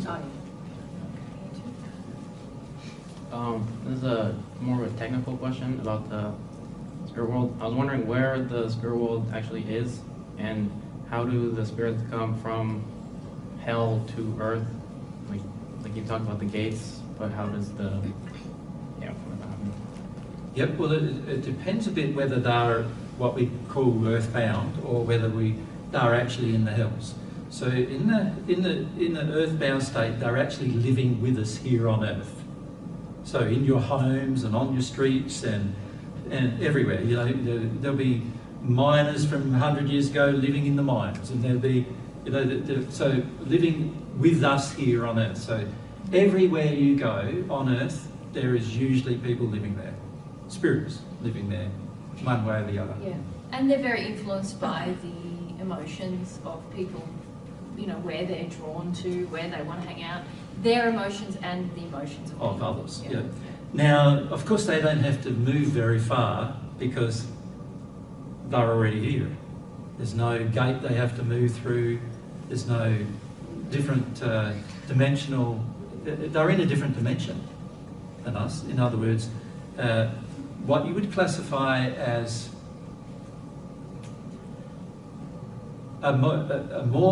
the vibrations of the matter that control them are much higher, and therefore we can't see them. Does that make sense to you? So anything that vibrates, the slower things vibrate generally, the more we can see them. Is that the right way around? Have I said that the right way? And the faster they vibrate, well, it's actually different. It's better to call them wavelengths of light, actually. But they're in a spectrum of light. Their bodies are in a spectrum of light we can't see. But they're here. Like our spirit bodies. And we can't feel them, we can't touch them. Our physical bodies are in a different spectrum than their bodies are in. So that's why they're invisible to the majority of people. And in fact, they're invisible to your sense of sight. A person who says they see spirits is only seeing them with their spirit body.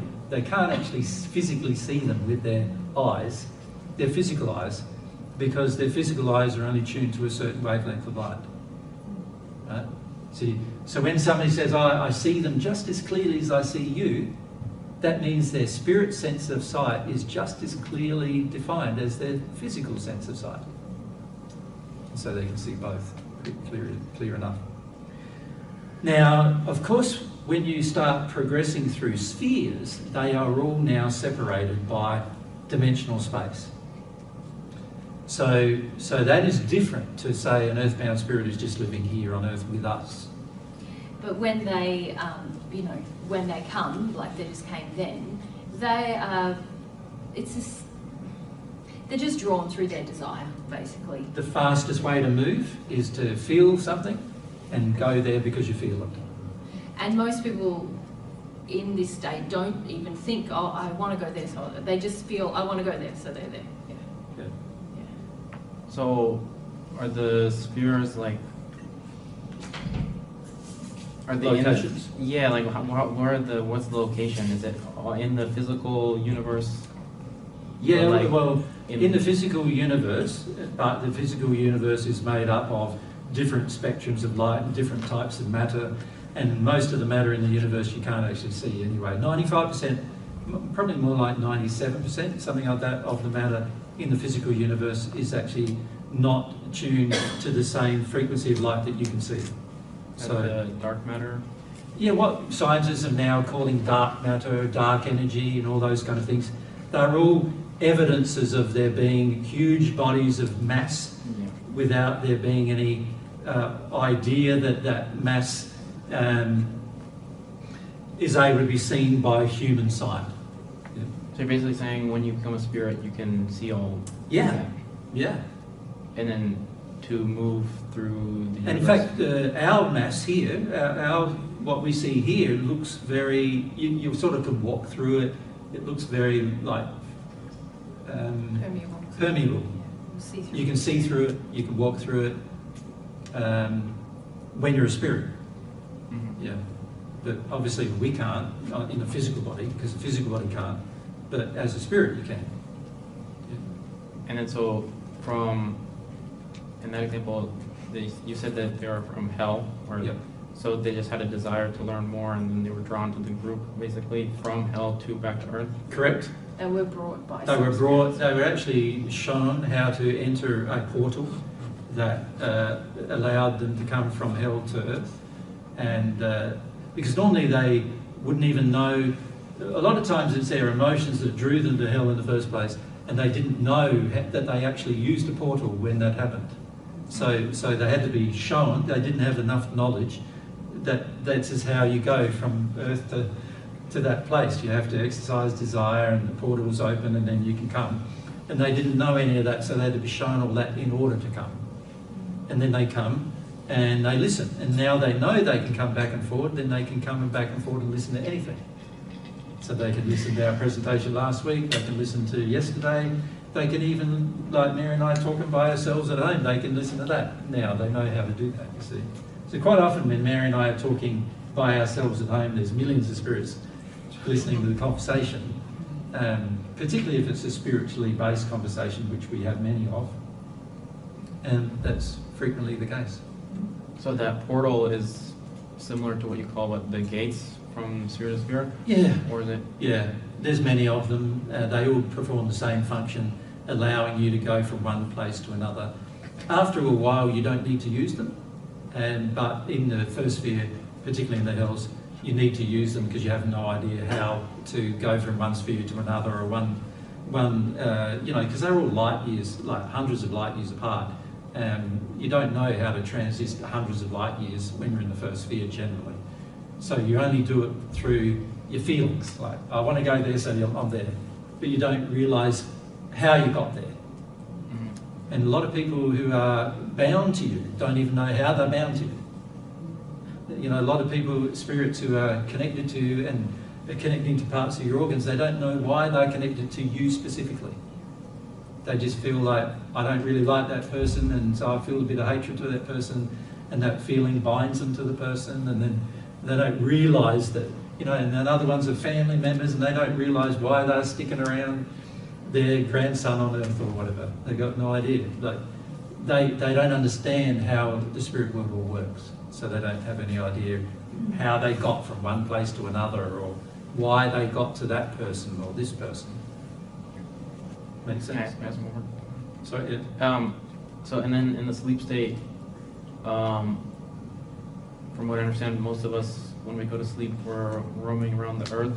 Most of the time we're not going to the spirit world. Well, it depends a lot on our aspirations. So for many of you, some of your aspirations are to continue what you were doing when you were awake, when you're asleep. And so in that case, you won't spend a lot of time in your spirit body in the spirit world. You'll spend more of it on earth here, in an invisible state, visiting other people, doing other things, and so forth. Some of you who don't have those desires will feel more like you want to go to the spirit world and meet up with friends that you have not met here yet, but you've met them there, and you want to talk to them, and you want to listen to them and hear about them and live some life there. So a lot of you also have that experience, and sometimes it's a combination of both experiences, most often, more often than not. And so, yes, even when you're asleep, you're getting educated about your life in the spirit world. When you pass, the purpose of that is when you pass, that you'll have some point of connection. Now, spirits who are like coral have not yet had a point of connection. Does that make sense? They haven't yet experienced enough of the spirit world in their spirit body state to have a point of connection with their sleep state yet. So they've not, she doesn't even know that, she's listening now, but she doesn't even know there's a sleep state. She didn't even know there was one. Does that make sense? So she wouldn't remember all the things she did in her sleep state? None of it. Not a single part of it she would have remembered. Yeah? And she won't remember until there's a point of connection. And that point of connection needs to be an openness to the idea and concept, firstly, and then, of course, a desire to know. Once she has a desire to know, she'll be drawn to the locations she's spent most of her time in the sleep, and then she'll have, once she drawn there, she'll recognise them, remember them, and then she'll remember what she learnt there. And it's a very interesting experience when you go through it, because there's all these amazing things that open up to you that you didn't realise you experienced, like 1/3 of your life. that you didn't know you were having. For me in the first century, my sleep state experience was seamless with my awake state. So I knew everything I was doing in my sleep state and my awake state, so I didn't have any disconnect from my sleep state or my awake state. But that I think from experience that I'm the only person who's ever experienced that. And it was because of the relationship with God that I didn't have any disconnect. Yeah. Now in this life I've had disconnect because there's a lot of things I haven't wanted to deal with or feel about the losses that I've experienced. And so there was a fairly large disconnect for all the 14 who have come this life.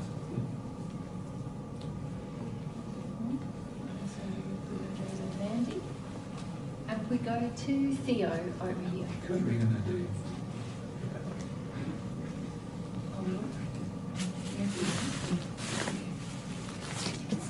Okay, it's really quick. It's just about the family spirits that are hanging out with us. Yep. So they're not necessarily drawn to us in like a codependent addiction with us. Mostly. Yeah. They are still. Mostly. Okay. Lots of They sort of view it as an interest. Yeah, they wouldn't call it a codependent addiction, Yeah. but you know, a lot of us have the desire for approval from our family, and so when you have that, you know, you want help from them, Yeah. you want security from them, there's all sorts of things you want from them. or sometimes, you know, set up through your relationship with your mum or your dad, there's certain things you want from men or women, and obviously your ancestors from that line, they're used to giving those things, and so that creates sort of your side of the codependence, if you like. I'm needy for this from women, or I really want this from a man, and then they don't think, oh yes, I'll enter an addiction with Mandy. They think, I'm here to look after Mandy, or I'm here to love Mandy. This is how I do it. Because they love the same way that they loved on earth. Their definition of love hasn't fundamentally changed. And very often it's the same as yours because you're coming from the same multi-generational injuries, and so that creates a rapport. Okay. So if Mandy's desperate for some help rather than feeling her emotion, if great granny says, oh, yeah, but if feeling emotion's bad, like that's bad, I'll go and help Mandy avoid her emotion, right? Yeah, I think it's my grandpa. Yeah. Yeah, pretty much most people have at least one family member. Who's quite interested in them. At least one. Yeah, sometimes more. Yeah. Sometimes family members also get sort of what you would classify as very choosy about who of the family they get involved with, you know, because it's a lot to do with their personality as well. So sort of like, I don't really go for that grandson very much, you know, but Mandy, she's got a nice personality, I'll connect to her instead, you know, that kind of thing. And, you know, I like Mandy, so I'm going to connect to Mandy. And Mandy then also gives me some addictions that I like, and I can give her some addictions. But I'm not thinking they're addictions, I'm just thinking, Mandy wants this and I'm helping her out. Yeah. And Mandy's helping me out. So I don't think of them as sins, I just think of them as we're being helpful with each other. Can it also be like both of us want to suppress our feelings? Yes. And so Yeah, very much. Yeah. Yeah, And that's has a helping. huge effect, yeah. That, you know, Yeah. the spirit can see that as helping you. Yeah, yeah. Most spirits who have yet to take responsibility for their personal lives or their emotions in the spirit world would love to help you do the same. You know, they think they're doing you a massive favour, protecting you from all of the hardships of life. Yeah. Not understanding the full consequence on their soul or on yours. So then it's kind of up to us, since we're learning about this, to kind of help ourselves and help them by, you know. Often you guys are more informed than they are about what's actually happening. So, you know, when you say, oh, I wish they'd stop, you know, I wish they'd stop influencing me, but actually you're more informed than they are about how to do that. What the dynamics you know, they've often got no idea how to do that because they haven't haven't been educated yet. They're not even seeking education yet. So they have no idea how to disconnect from a person on earth that they're connected to. Many of them don't even know why they're with you. I just feel drawn to this person and I just hang around with them and it seems like a good idea. And that's what I'm doing. You know, they have no more clear idea or concept than that, unfortunately. There's very little education on earth about all of these things, is there? If you think about it, like none really. And most people who pass in a completely uneducated state. So naturally, it's a big world out there, invisible, and everybody's not knowing what happens and how it works, and you know the feelings and emotions, or the actual science of how it works. They don't understand any of it, and as a result, the average person, when they pass, is very, very rudimentary, if any, understanding of the spirit world. So in the case of your own ancestors, the majority of them have passed with zero knowledge. Zero knowledge of how the spirit world works. So the only way they've learnt how it works is through personal experience since then. Yeah. Thank you. It's about the back, thanks. Yep, right up the back here. Is it right at the back, you're saying? Yes. And then, do you want to come to Theo last? So where are we? Theo here. I'm almost busting go to we. How are you? Yeah, this might have to be the last one before a we. What's the time? It's 24.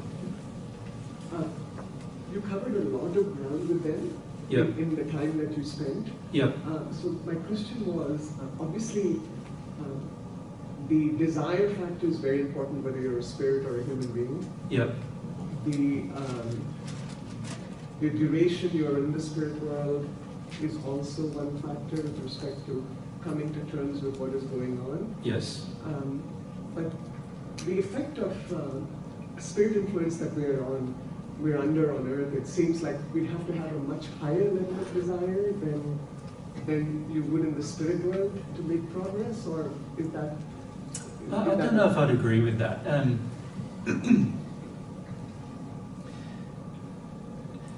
When Mary and I are helping spirits, most of the spirits have already gone through a lot of things that the average person on earth doesn't even want to face at all, emotionally or even intellectually face. And if you think about Coral, she's had to face that she's in a lot of pain and suffering, and a lot of it's physical. She had to start facing, she's already started to face, before she came to us, that maybe her pain and suffering is linked to things she did. See, a lot of people don't even know that when they're on earth. They think pain and suffering is some magical thing that happens to you because of nature. You think about most people who you treat, most of them would come to you going, you know, this is just a naturally occurring problem, or a genetically occurring problem, or a physically occurring problem, and they don't see any relationship between the things they choose to do and the beliefs they have to their problem, right? And so the average person who passes feels exactly the same way. They've got no idea about any of these relationships. And so when they do pass, and it takes many years sometimes for them to get to the stage where they're even open to the concept that there are moral decisions that occurred on earth that are now having a spiritual and physical effect on their life. And so for the majority of them, they are basically fundamentally completely clueless about why they are where they are, why they are in the pain they have, and why there is this pain and suffering going on. And they don't, for the most part, link it to the choices and decisions, the unloving choices and decisions of their life. And it takes them many, many years, sometimes centuries, to get even to the point where you can even talk to them about it. Now, in this case, this group, I think Coral was one of the youngest persons in the group, actually. Some of them were more than 300 or 400 years old, but she was one of the youngest in the group, and she'd been in the spirit world for 60 years in that pain. So, and she's been extra sensitive to that pain for lots of child and earth-based reasons, actually. Some of the others were so desensitized, particularly some of the men, that they didn't even think they were in pain yet, let alone know what the pain was. But they'd all joined together for similar belief systems. They had similar scientific interests, similar goals in life on earth. They were all very much involved in the education and scientific community as either doctors, scientists, or educators, you know, like, so professors, and they were all gathered together because of these common goals and interests. And many of them hadn't even talked to each other about the pain they were in. You know, just like you wouldn't talk to some of your friends on earth about your pain you're in, right? And so many of them don't even do that. And it's only by joining together things over many, many years that people start to come to an awareness. Once the awareness begins, now some assistance can be given. And so what you're seeing when Mary and I channel is often a large degree, like a large amount of time has passed, and there has to have been a large amount of realizations they've had to come to internally before they're even ready to have a conversation, right? So don't think that it's all happened some magical experience, because for them, they don't feel it like that. It's been, for most of them, a very traumatic experience, right, to get to that point. Yeah. And when, of course, they were like yesterday, remember, I think it was at Havana yesterday. You remember yesterday, she was in the force field, and you can imagine she spent many thousands of years going through that process. So you imagine her like almost like clutching on for grim death, really, to the way in which she progressed, and which was all about giving up her false beliefs, but she didn't see it like that. She just saw it as giving up all beliefs, right? And so she didn't even know that the reason why she got to the force sphere was that she gave up in the process of giving up all of her beliefs, she also gave up a whole heap of false ones. And that's why she progressed. She didn't even know that, right? And so a lot of these things you won't know unless somebody educates you. And you must be open to that education in order for you to follow that advice. And as you know, many of you here on earth, we've been doing this sharing for, 15 years or more. Many of you are still not open to our advice after 15 years. So it's going to be the same in the spirit world. There are many times you won't be open to the advice that people who know what's going on try to give you, and you think, no, that's not right, that's not right, no, I don't agree with that, no, that doesn't make any sense to me. And you'll just make presumptions based on that and decisions based on that. And time will go past until you've had the realizations, till the realizations are personal to you. Then that's when desire builds, and that's when people can come and help, and that's when you'll be open to their assistance. Yes, so I wondered if, Paget's band of celestial friends were helping bring spirits to him and trying to keep away spirits who would take away from his... All the time. Yeah. So similarly with you, I assume there are spirits who are bringing these people to you. Yes. They are being, I guess, held there so they can actually listen a little bit more than they would if they came on their own without any guidance from anyone. Yes, there are some spirits, Mary and I feel, come along who haven't been, brought to us, but they're already in a state where they're interested. This is fascinating. They're curious. So sometimes, like in, I think it was Austria. In Austria, the situation was quite spiritually dark, but where we met was very, very bright. There was all these celestial spirits, plus Mary and myself there, and it was very, very bright. So all the spirits who would normally be in Austria all just came for a look. They were curious as to what's going on there, like in the middle of, where were we? I can't remember now. Innsbruck. In the middle of Innsbruck. Normally it's just like all about holidays and snow skiing and Alps and dangerous sports and everything else you can think of, and not about anything spiritual. So normally the condition of the place is quite dark, and then all of a sudden it's all bright for a week. What's going on? The average spirit wants to come along and find out. Now, many of them just come along for a look and go, oh, that doesn't make any sense to me, and they go. And then others go, what's going on? That I want to know more, you know, and so they stick around and listen. And so quite often you have quite a number of millions of spirits just come and just have a listen for a while, see whether it interests them or not, you know. And then when I start talking about God, the average spirit goes, oh, I don't want to hear about that, so I go off. And, you know, so different ones go and leave under certain circumstances as well. And so quite often there's a lot of traffic around the event. Yeah. Lastly, what I was struck by is how much internal resistance we have. For instance, just to feel God, to ask to feel God, yep. And like you told her to. Yep. And I'm thinking how difficult it is for us on earth to do this, when clearly... It's difficult for anybody anywhere who has those blocks, whether they're on earth or in the spirit world. Yep. It was exceptionally hard for her. Very difficult. Very hard. Yep. And my persistence, as well as my feelings for her, as well as my feeling that she would benefit from it, which helped her, caused her to sort of try it. But it was touch and go whether she was going to try it. Yeah. And it was touch and go, in fact, whether the entire group was going to try it for a while there. And, you know, so, it was like, for me, it's like, well, what can I do to convince them to try it? You know?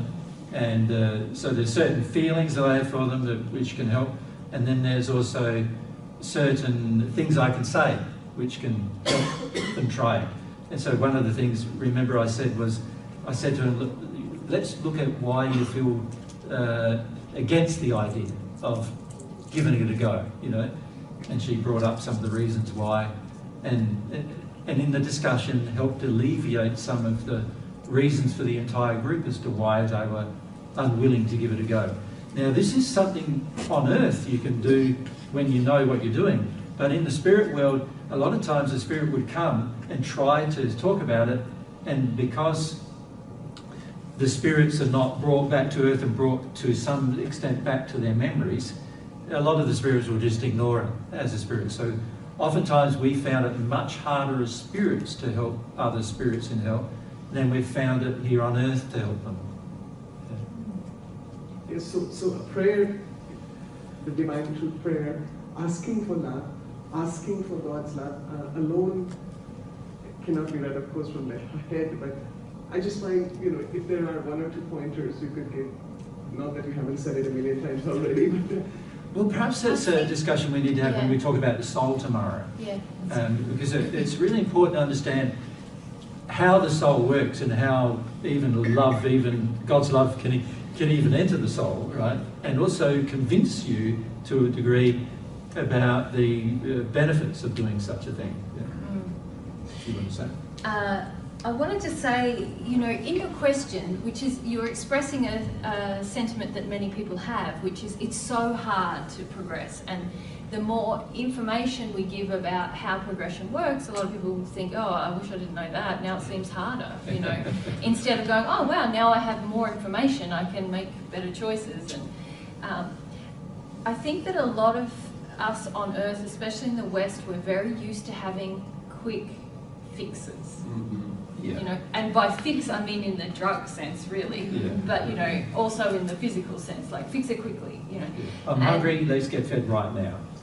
Yes, exactly. I can't even tolerate hunger for 5 minutes. It's got to be alleviated right away. Mm-hmm. And this is a part of what God is trying to help to teach us about our capacities. It's like we want our souls to stay this big, and any bit of challenge we go, oh, I'll stay really small, instead of understanding that we can grow. With growing is stretching and doing new things and taking on new challenges, and also engaging prayer as not I prayed and nothing happened. Oh, I'll just not pray anymore. Like I was saying to someone yesterday afternoon, there's an education process going on. God is educating us through and you guys are leaps ahead of so many people because you have at least the intellectual awareness to begin to start experimenting with prayer, with emotion, with all these things, and getting data back. See, most people think, I cried for an hour, nothing changed, therefore it doesn't work. Or I prayed twice on Sunday and nothing happened, so it didn't work. Instead of going, oh, well, there's more data. Now I can learn stay in a process. No one wants to stay in a long-term process of their education, and yet that's what's required. And God is like, yeah, you're up for it. This is you have capacities beyond what you think you have. And can I interrupt? I've got to do a wee. Okay. I'm busting. Yeah. You Well, let's finish. Are you busting? No, let's finish. Well, you can keep saying what you need to say. I just need to go. I think it's time now, anyway. No, keep talking. Oh, well, it's pretty much 5 minutes at least until I come back. Mayor. Yeah.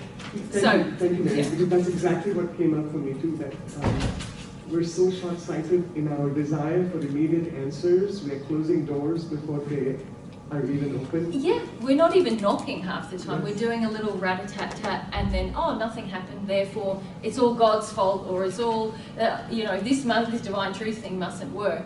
And yet what from my own lived experience, actually, I'm speaking now in this life, it has required of me quite a lot.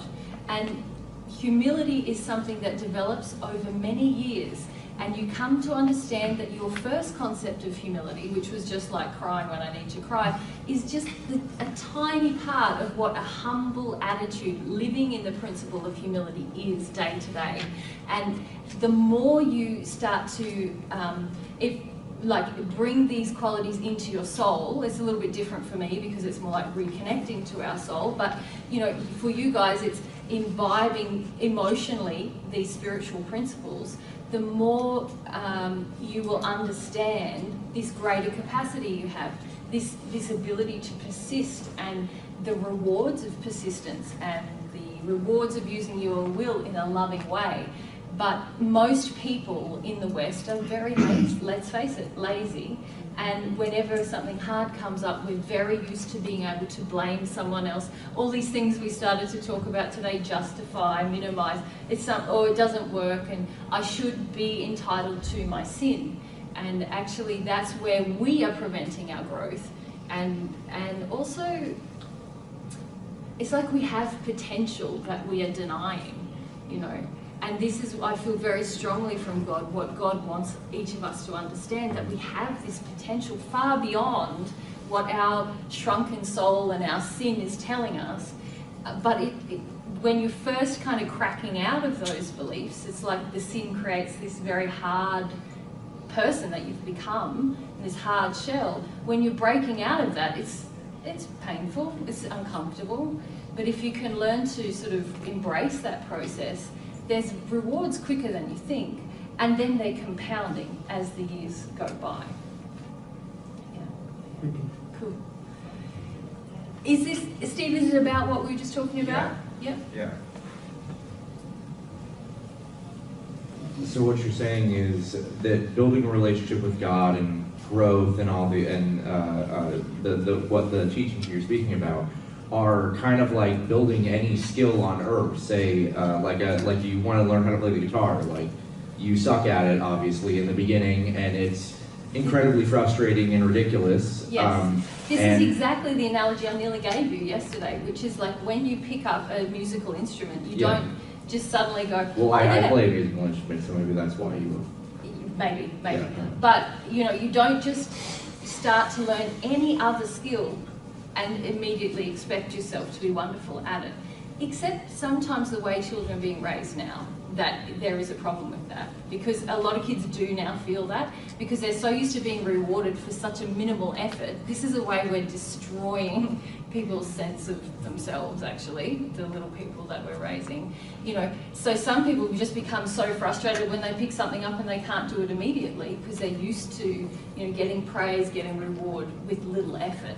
So the more you can even have this dialogue with yourself, like, oh, this is going to take some effort, this is going to feel uncomfortable. But if you relate it to any other physical thing that you've come to achieve in your life, it's taken effort. Those of you who have businesses, degrees, anything you've had to learn has taken time, and you have to build upon the previous knowledge or the previous experience to learn the guitar. You first picked it up, you had to learn how to strum. Then you had to learn how to play chords. Then you had to put chords together into a song. And then before you knew it, you could play that song without really thinking about it. But then you could start to learn a different song. It's very similar in your soul, you know, even in the quality, I was talking about the quality of humility, you know, as you start to imbibe it, you start to learn it's far more than the first thing you thought it was. It's a whole way of life, actually. I really hope we can have a discussion one day about just what humility is and what it isn't and how it's reflected, because there's a lot of misconceptions about it. Yeah, a lot of times you're learning about qualities for the one particular quality, like what love is for the rest of your life. Yeah. You didn't realise this was a part of love, and you didn't realise that was a part of love, and you know, you didn't realise what it meant to be humble, and this is a part of humility, and that's a part of humility. And, you know, a lot of words that are used on earth, which are given like a 3 or 4 line dictionary meaning, actually have huge meanings in the when you're come to terms with the real meaning from God's perspective.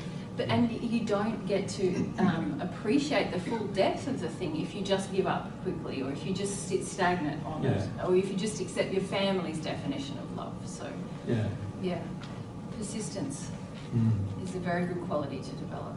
Yeah. It's a part of humility, actually. A humble person doesn't give up at the first mistake or the first failure. They keep, that's a quality of humility, or that's an effect of humility, if you like. You're willing to have your feelings and keep going, keep trying, keep doing something new, keep learning. A humble person doesn't even feel bad about a mistake. All right, you guys, let's wrap up for today. It's only done that just for the end. Yeah, you did. Unless you want to take another question. Trust me. Yeah. I think tomorrow we'll talk about the human soul. Yeah. We might do some channeling again. I notice you guys get very uncomfortable when the conversation is away from yourself and your own personal emotions. So that's something to reflect on this evening. You know, and there's a hesitancy or a resistance to applying somebody else's example or applying principles to your own self. Yeah. And this is going to be required if you're going to develop a relationship with God. You need to grow the capacity to self-reflect and also to apply principles that you see demonstrated in one area of your life to another area of your life. And it's a good way to practice. When you hear other people's stories and you hear principles applied to them, how does that apply to me? You know, how am I similar? What is the same? Those things. Yeah. Very true. You haven't taken anything away yet, Microphone. though. Yeah, we could give the mic to I know. We did though. Yeah, say it again. Say it again. Yeah, you can say it again, Catherine. Sorry. I said, but you haven't taken anything away from us yet. That's right. Yeah. The only thing we took away today was attention on your stories. On your personal That's stories. big, yes. Yeah, and to be honest, for many of you, taking that away is the worst thing you can take away. Like for many of you, get so addicted to your story, and not only addicted to it, but also you treat your story like this is you. This is, you know, this is your experience. But to be honest, it's only your painful experience. And it's not you. It's just a painful experience you had. And by the way, a lot of people in the world have had far more painful experiences than you've had. You know, and we often lose context of our life because we're so self-absorbed. And this is a big problem we notice amongst a lot of people who listen to Divine Truth. That, you know, the motivation to connect to God, as people say, oftentimes is not to connect to God. It's actually to save yourself from pain. And that's a major problem, to be honest, because God's not going to save you from pain unless there's certain laws that are engaged in that process. And you know, if you think God is going to save you from pain, and in fact that you think that a good parent would save you from pain, then you're actually out of harmony with love of yourself, actually. And And so yeah, it's a big problem to be so self-focused. You've got to get to the stage where your feelings are not really important to you, in a sense.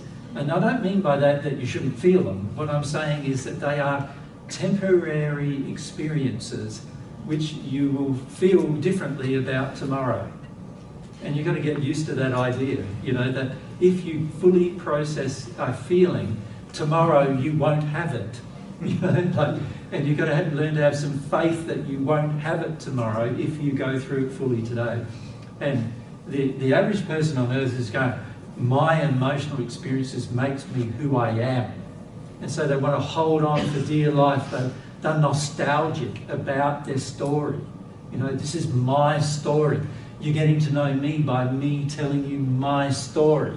And that's not true at all. Your personality and nature is frequently in complete disharmony with your story. Oftentimes, the real you can frequently be in complete disharmony with the story that's happened to you. And so this is when you get so addicted to these stories that you want to tell, you are actually using them as justifications to not change and grow. And God's desire for you is to be happy, and the only way you're going to be more happy than you are today is by changing and growing, so you're different tomorrow. That's the only way it's going to happen. And most of us are like a parent with a child going, and let's say, we're looking at ourselves as the child, we're going, don't grow, don't change, we want to stay the same as we are. And imagine if you actually had a child and that child was, say, 3 years old, and many of you are emotionally, as I said earlier last week, 3 years old in terms of your emotional, your emotional growth. You imagine as a parent, you're saying to a 3-year-old child, don't grow anymore. You imagine how bad that is for the child, to have a parent saying, don't grow any more than being 3. Don't be able to handle more emotion than when you were 3.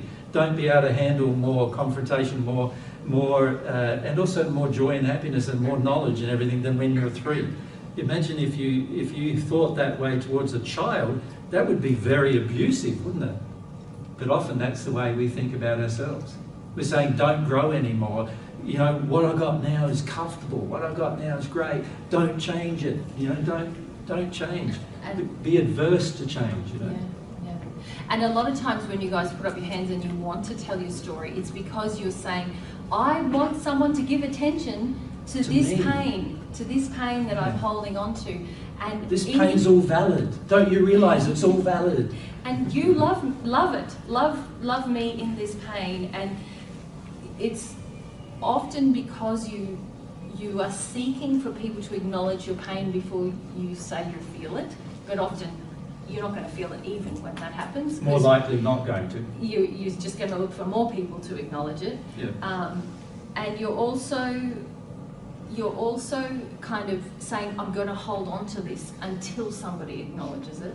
And in your relationship with God, you're going to learn, no, my pain is my responsibility. Nobody else, not even God, has to acknowledge it. And also, while I'm holding on to it, I'm damaging myself and others.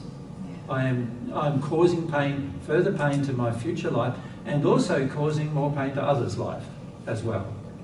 So the biggest person who has to acknowledge my pain is me, but even then it's not to like build a shrine to it and, worship it. It's to go, my pain is there, and if I'm humble, I'm going to feel that pain and it'll be gone from me. I'm not going to be attached to it as a badge or a shrine or an important thing about me. It's just part of my experience that is painful.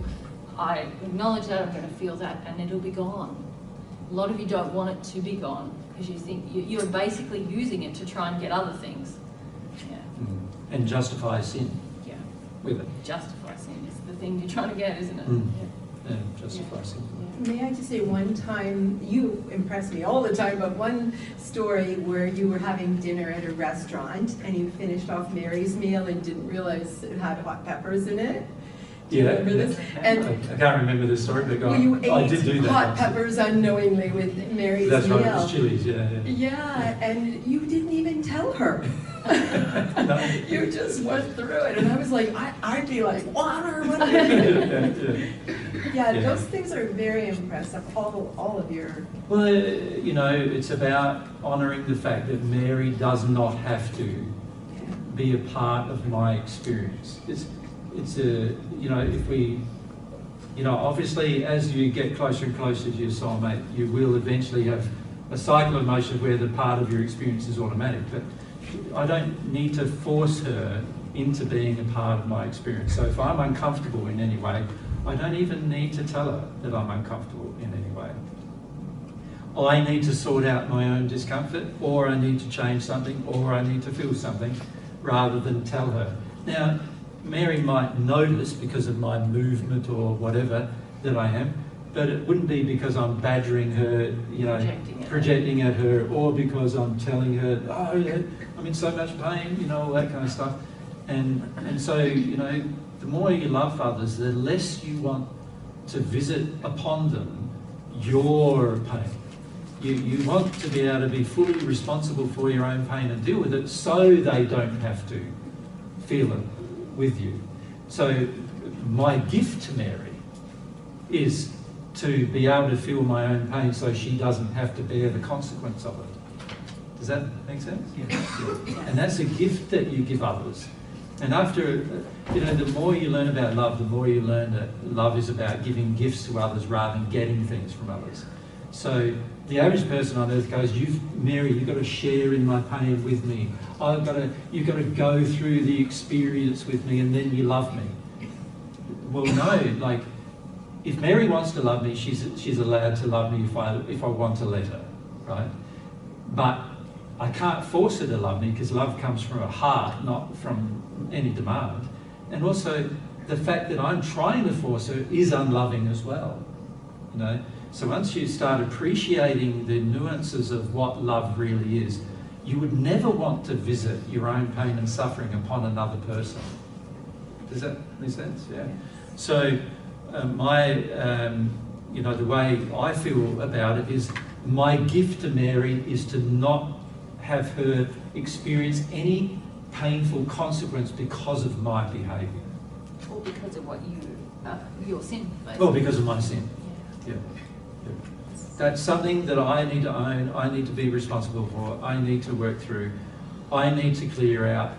And if Mary ever gives me even the time of day on it, well, that's a gift. If Mary even just acknowledges that I'm going through something, well, that's a gift too. She doesn't even have to acknowledge it, you know. So, you know, sometimes at home, you know, we have, you know, we go through different experiences, Mary and I, and sometimes, like, I'm crying for days on end. I don't even have to tell her why. She doesn't need to know. If she wants to know, I'm happy to explain it or try to explain it. Sometimes I can't explain it. Sometimes it's beyond Mary's capacity to understand why I feel the way I feel sometimes. But I don't have to explain it to her. It's not something that she has to know about me. Because it's pain, it's not a part of me, it's going to leave anyway. And it's not something that's permanent about me. It can leave, you know. So, you know, so what we find is that when it comes to situations in our life, sometimes we remember them, and sometimes we tell each other those situations that we remember. But as time goes on, what we find is the more connected I am to Mary emotionally, the more I can feel everything she feels anyway. So I know what she's feeling, I know when she's feeling bad, I know when she's feeling sad, I know when she's feeling angry, I know when she's upset with somebody or not upset with somebody, and she doesn't need to tell me about it. Like, if she wants to, I'm happy to listen, if I want to. You know, there are times when I don't want to, like if I feel she's in an addiction, I don't want to. I say, babe, you're just doing this to avoid an emotion, so I don't want to hear this story. So you know how I say to you, I don't want to hear yours? Well, sometimes I don't want to hear Mary's either. Right? And I don't encourage Mary to listen to mine either, for the same reason. Because if it's an addiction, why would you want to satisfy it? Yeah. So yeah, there's a lot of things about love that most people on earth believe are opposite. You know, they're opposites almost. Like, The average person on earth sort of feels like if you love somebody, you always listen to them. No, you don't. If you love somebody, you listen to them when you want to and when they are not in an addiction with you. That's when you listen to them. That's God's definition of love. A lot of people feel if you love someone, you take responsibility for their pain. And you don't. When you love somebody, you refuse to take any responsibility for their pain. Right? However, if it's pain you've caused through your sinful action, then you're perfectly prepared to take all the responsibility for that. So there's just aspects of love that we need to learn, you see. And so when Mary said earlier about, oh, she would like to have a thing where we define humility, you know, where just defining humility is going to take days and days and days of time, yes, obviously. But we need to get to a stage where we're even interested in the subject, you know, before we can prevent, you know, when I say the average audience is not interested in that subject, you know. Because when we say humility, the average person is going, oh, humility, just another quality. They talk about it all the time. They sort of rave on about it a bit, what's going on there, you know, but never get to feel about it any deeper than that. And then when it comes to applying it in personal life, the average person doesn't even know what to apply because they haven't given it any thought as to what it is. And this is the case with love, truth, humility, faith, wisdom, knowledge, power, understanding, and many other spiritual, what I'd call qualities or beliefs that we need to develop in our life, along with other nuances of love. So love itself has thousands of different parts to its qualities, literally an infinite number probably, but I've only discovered thousands. And the same applies with faith, and the same applies with humility, and the same applies to truth. And it's only as you progress in love that you start realising them all.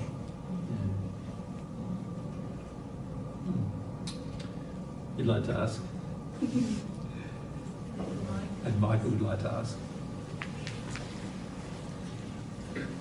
I'm wondering, on the Divine Truth website, there's some really great write-ups about like the law of attraction.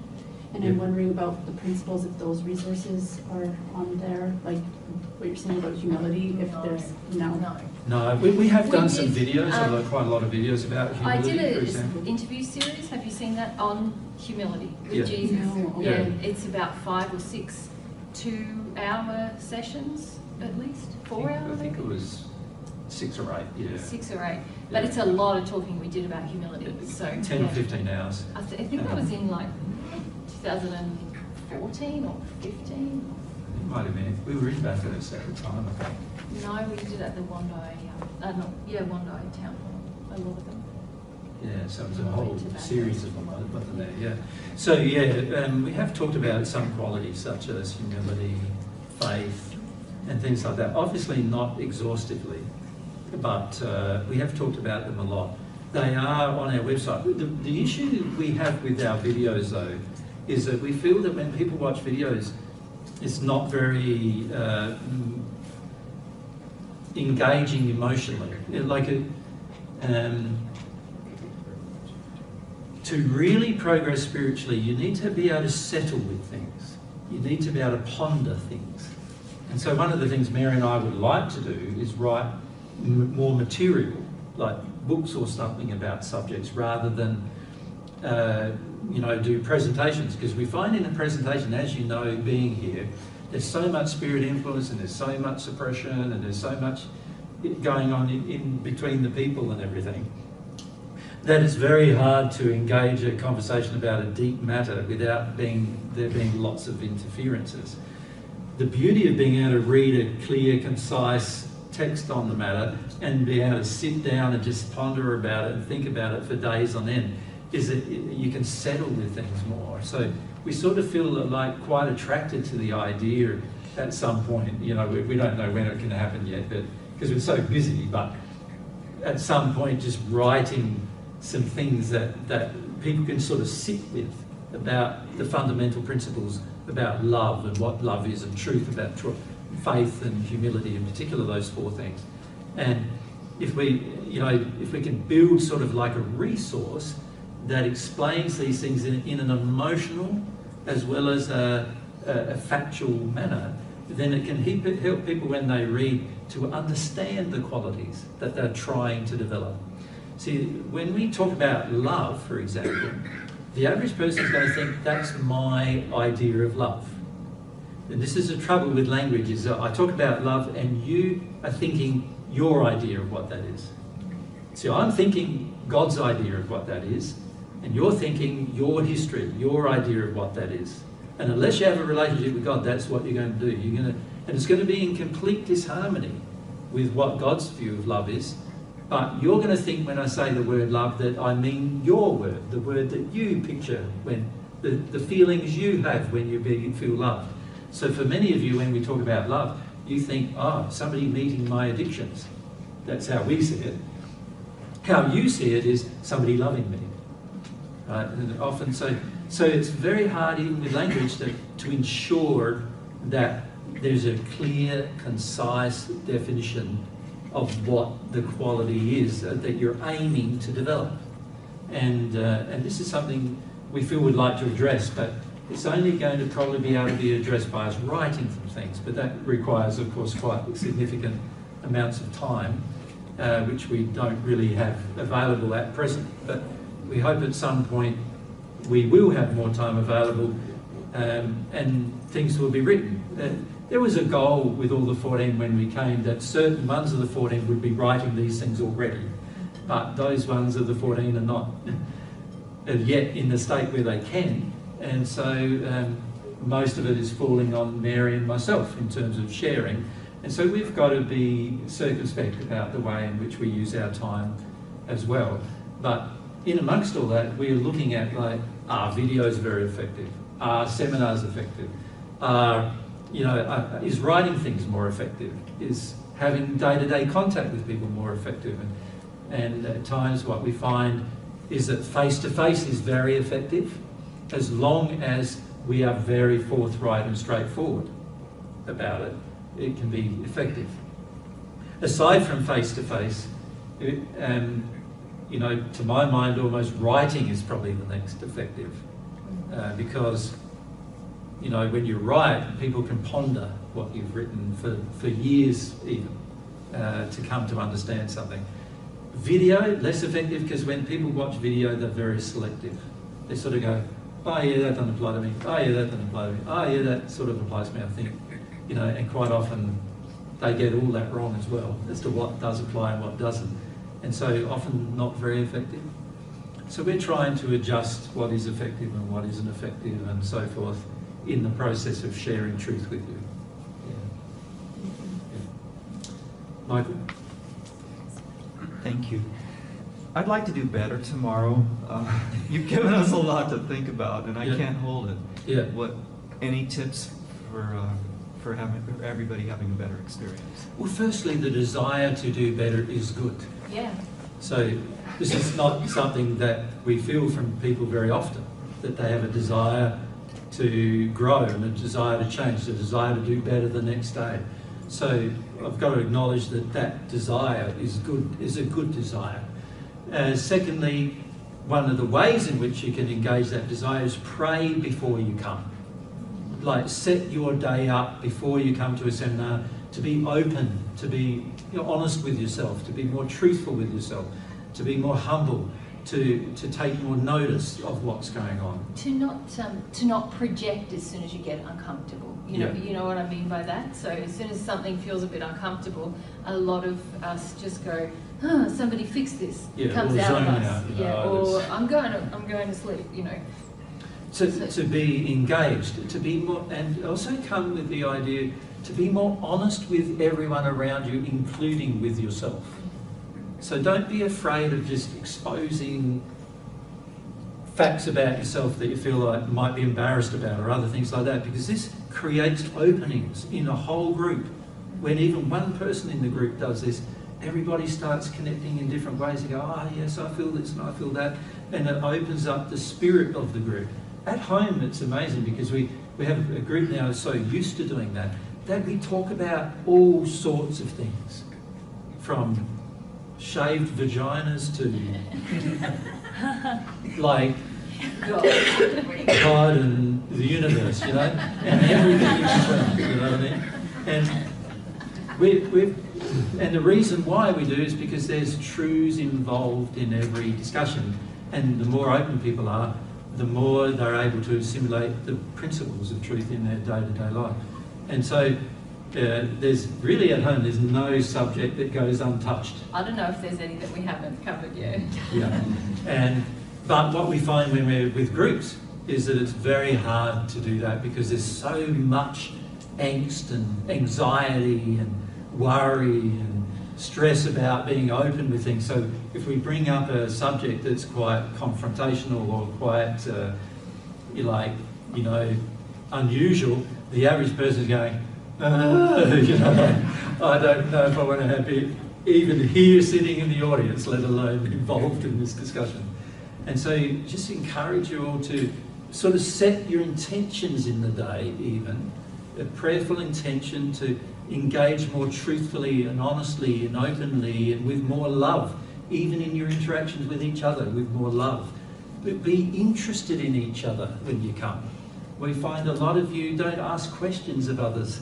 You don't find out about their life, and you know there's a lot of interesting people here, and it's nice to know about them and understand them better. And so come with the intention to love. So we often find that with seminars, people come, they're coming supposedly to learn about love, but when they rock up, they're being very unloving, right? Even way before then, like with Mary, when you're doing the bookings even, people are being unloving. Supposedly come to learn about love, but being unloving to the very people who are providing the event for free, while they think they're coming to learn about love. So examine, be more open to examining these things and set your intention. And if you do that, things really go well in a seminar format, even face-to-face, Yeah.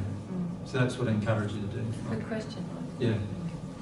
So perhaps a good place to leave it, I think, there. Just if you can do that for us tomorrow, when we start discussing the human soul, it's going to be interesting, right? There'll be a lot of things that we'll be able to present then under those circumstances. Yeah. We can have fun. Yeah. So thank you very much for your time today, guys. We'll catch you at 11 tomorrow again. We'll be here. But Mary and I, like I said, we'll be here just about 10ish or thereabouts tomorrow. The subject tomorrow is going to be more about the human soul. About us. Yes. About you, yes. Yay! Have a good night, everyone. Have a good night.